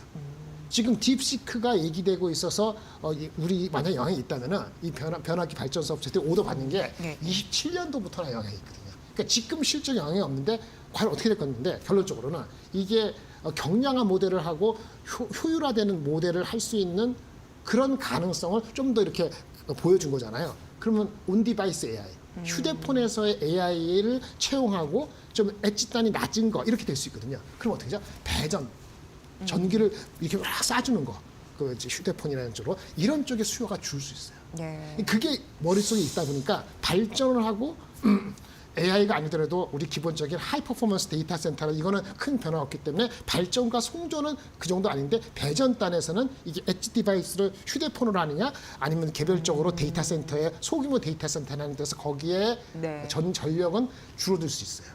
그래서 미국도 그런 관련된 주식이 버티브, 비스타 주식이 아주 개폭락했다가 며칠 지나면서 좀 회복을 한 거거든요. 한국도 그런데 주가들이 좀 오른 것이 대부분이 AI 드라이브 된 게 있으니까 많이 빠진 것만큼 올라가지 못하는 거예요. 네. 그래서 이전보다는 올라오는 각도가 바로 빠르진 않을 것 같아요. 근데 최근에 너무 많이 빠졌기 때문에 실적이 나오고 아까 말씀드린 것처럼 송전, 발전, 배전에 이슈가 있더라도 이슈가 생기더라도 27년도 넘버에 반영되는 거기 때문에 밸류에이션은 25년, 6년 정도 하면은 아직은 룸이 있고 27년이 잘 모르겠어요라는 요 퀘스천을 아까 뭐라 그랬죠? 엔비디아가 예. 전력 얘기 이런 거 얘기를 자기네 거 같이 얘기해주면서 이게 틀어져야지 본격적으로 로스된 거가 100이면은 지금 40% 왔잖아요. 나머지 걸 어떻게 채울지는 그때쯤 해결이 날 것 같아요.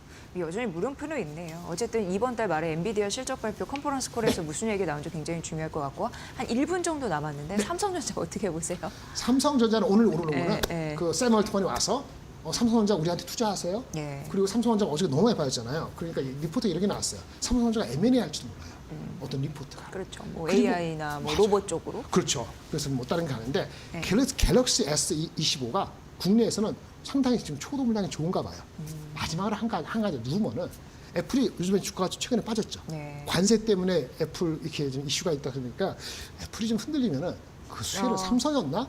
갤럭시 25가 나오는 이 시점에 이런 것들이 좀 버무려져서 많이 빠진 걸 좀 한 것 같거든요. 조금 더 지켜봐야 될 것 같고요. 실적적으로는 1분기 실적이 바닥이라는 측면은 좋은데 그렇다고 2분기가 얼마나 올라갈지는 여전히 퀘스천이기 때문에 5만 원 중반 이상 안착할 수 있느냐 이거는 좀 더 지켜봐야 될 것 같습니다. 그래요. 조금 더 지켜볼 요소가 있군요. 네, 이렇게 2월 시장 꼭 살펴야 할 투자 포인트와 투자 리스크를 좀 가려서 여러분께 선별적으로 정보 전달해드렸습니다. 잘 파악해 보시면 될 것 같고요. 오늘 대담한 대담 김장열 유니스토리 자산운용 투자전략본부장님의 분석으로 함께하셨습니다. 아주 잘 들었습니다. 네, 고맙습니다. 감사합니다.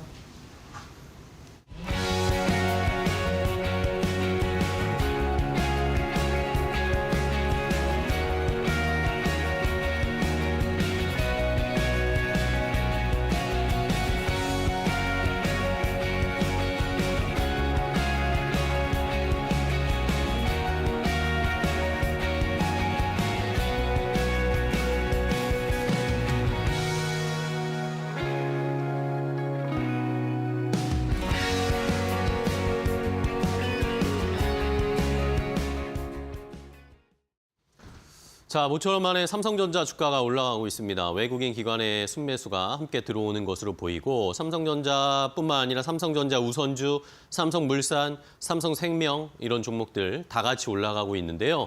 어제 빅뉴스가 있었죠. 이재용 삼성전자 회장이 결국에는 사법 리스크를 모두 털어냈습니다. 이제 삼성 이재용 회장은 어떤 행보를 보일까요? 함께 확인을 해보면서 삼성전자의 앞으로의 미래 상황도 한번 생각을 해보도록 하겠습니다. 자, 일단 어제 뉴스가 있었습니다. 10년 동안 무려 10년에 걸친 사법 리스크를 떨쳐냈다라는 소식이 전해졌습니다. 자, 여러 가지 이야기가 있었는데 부당합병 회계부정 관련해서 재판 2심 재판이 어제 있었는데 여기에서 무려 19개의 혐의 그리고 관련자 이재용 회장을 포함해서 관련자 14명 전부 다 무죄가 나왔습니다. 1심에서도 무죄였고 2심에서도 역시 무죄였습니다. 자, 이게 제가 과거의 이 일정을 살펴보니까 정말 대단하더라고요. 2015년에 이것 때문에 이제 문제가 촉발되기 시작했죠. 삼성물산과 제일모직이 합병을 했고 여기에다가 그 이듬 몇 달 후에 삼성바이오로직스가 삼성바이오에피스 회계 처리를 변경하면서 이것을 가지고 이제 검찰이 조사를 하기 시작했습니다. 물론 이 사이에 과거에 떠오르시죠. 탄핵 정국에서 국정농단 뇌물 사건 때문에 이재용 회장이 일단은 유죄를 확정받긴 했습니다. 그러면서 이 사건으로만 해도 재판을 무려 83차례나 참석을 했었고요. 자, 이렇게 유죄가 확정이 되면서 여기에 추가적으로 부당합병 회계부정 관련해서 불구속 기소가 들어가기 시작했습니다. 그러니까 감옥에 있으면서 재판을 받기 시작했습니다. 그러다가 2021년에 가석방이 되고 그 이듬해 광복적 특사로 이 국정농단 뇌물 사건에 대해서는 특사로 복권이 됐습니다. 밖으로 나와서 이 회사의 삼성그룹의 총수로서 일을 해야 하는데 계속해서 이 관련된 재판을 받았다는 겁니다. 부당합병 회계부정 1심 선고까지 무려 재판을 107차례 출석했고요. 그리고 또 1년이 지나서 2심, 어제 있었던 2심까지 1년 사이에 또 재판 6차례를 참여하면서 거의 그 10년 동안 재판을 거의 수백 번 왔다 갔다 하는 상황이었습니다. 이러니까 회사 경영이나 적극적인 행보 이런 것들을 하기는 쉽지 않았을 것으로 보입니다. 자, 이런 상황에서 일단 어제 2심의 무죄가 나왔는데 검찰이 또다시 지금 대법원 상고도 검토하고 있다고 합니다. 그런데 다행인 것은 대법원 상고심은 이렇게 법리적인 문제만 따지는 것이 보통 1, 2심에 반대되는 결과가 나오는 건 흔치 않습니다. 그렇기 때문에 이러면서 시장에서는 이재용 회장이 사법 리스크를 완전히 벗었다라고 생각을 했고요. 자, 여기에다가 이재용 회장이 이제 뭐 본심이라고 해야 될까요? 이제 본격적인 회사 경영이나 이런 것에 관심이 굉장히 많았던 것 같습니다. 지난 2심 결심 공판 최후 진술 때 온전히 좀 업무에 집중할 수 있도록 기회를 허락해 주시기 바란다라는 그런 마지막 변을 했답니다. 그런데 저희가 생각을 해봤을 때 이재용 회장이 관련된 부당합병 회계 부정 수사가 개시될 당시에 서울중앙지검장은 윤석열 대통령이었고요. 그다음 검찰총장이 됐고 대통령이 됐습니다. 그 라인의 3차장 한동훈 3차장은 법무부 장관하고 국민의힘 대표했죠. 그리고 특수수사 4부장 기소하고 수사했던 게 이복현 금감원장입니다. 누가 책임지죠? 삼성전자 주가 이렇게 떨어졌는데. 자, 이런 상황에서 이재용 회장에게 앞으로의 과제가 너무나 많습니다. 뭐 여러분들 다 아실 겁니다. 이런 과제들이 산적해 있기 때문에 이제 이재용 회장이 본격적으로 이런 것들을 하나씩 풀어가야 됩니다. 그리고 이재용 회장이 이제 목소리를 내야 합니다. 목소리를 내야 할 것들도 역시나 너무 많은데요. 지금 여러 가지 이야기 나오고 있습니다. 등기이사 복귀해야 할 것이다. 그리고 컨트롤 타워 부활시킬 것이다. 그런 이야기 나오고 있고 M&A 과연 추진할 수 있을까요? 이러면서 삼성 로보틱스, 이제 레인보우 로보틱스가 아니라 삼성 로보틱스로 변할 수 있을지, 그리고 지금 국회에서 논의되고 있는 반도체 특별법, 삼성전자도 뭔가 이야기를 해야 되는 상황입니다. 그리고 이재용 회장이 또 관심 있는 바이오도 어떻게 앞으로 행보가 나타날지, 이재용 회장이 이제 본격적인 목소리를 낼지 그 목소리에 저희가 귀를 기울여야 하는 상황입니다. 자, 오늘 이런 상황에서 또 중요한 이야기가 있죠. 앞서서 계속 속보 나갔는데 이재용 회장 오늘 샘 올트먼을 만날 것 같습니다. 이제 사법 리스크를 벗고 처음으로 대외 행보를 보이는데 과연 어떤 결정을 내릴지, 뭐 오픈 AI 투자를 할지 아니면 AI 사업에 관련된 뭔가 청사진을 그릴지 함께 확인을 해봐야 되겠습니다. 삼성전자 주주들을 위해서 이제 이재용 회장이 열심히 일을 해줬으면 좋겠습니다. 앵커 브리핑이었습니다.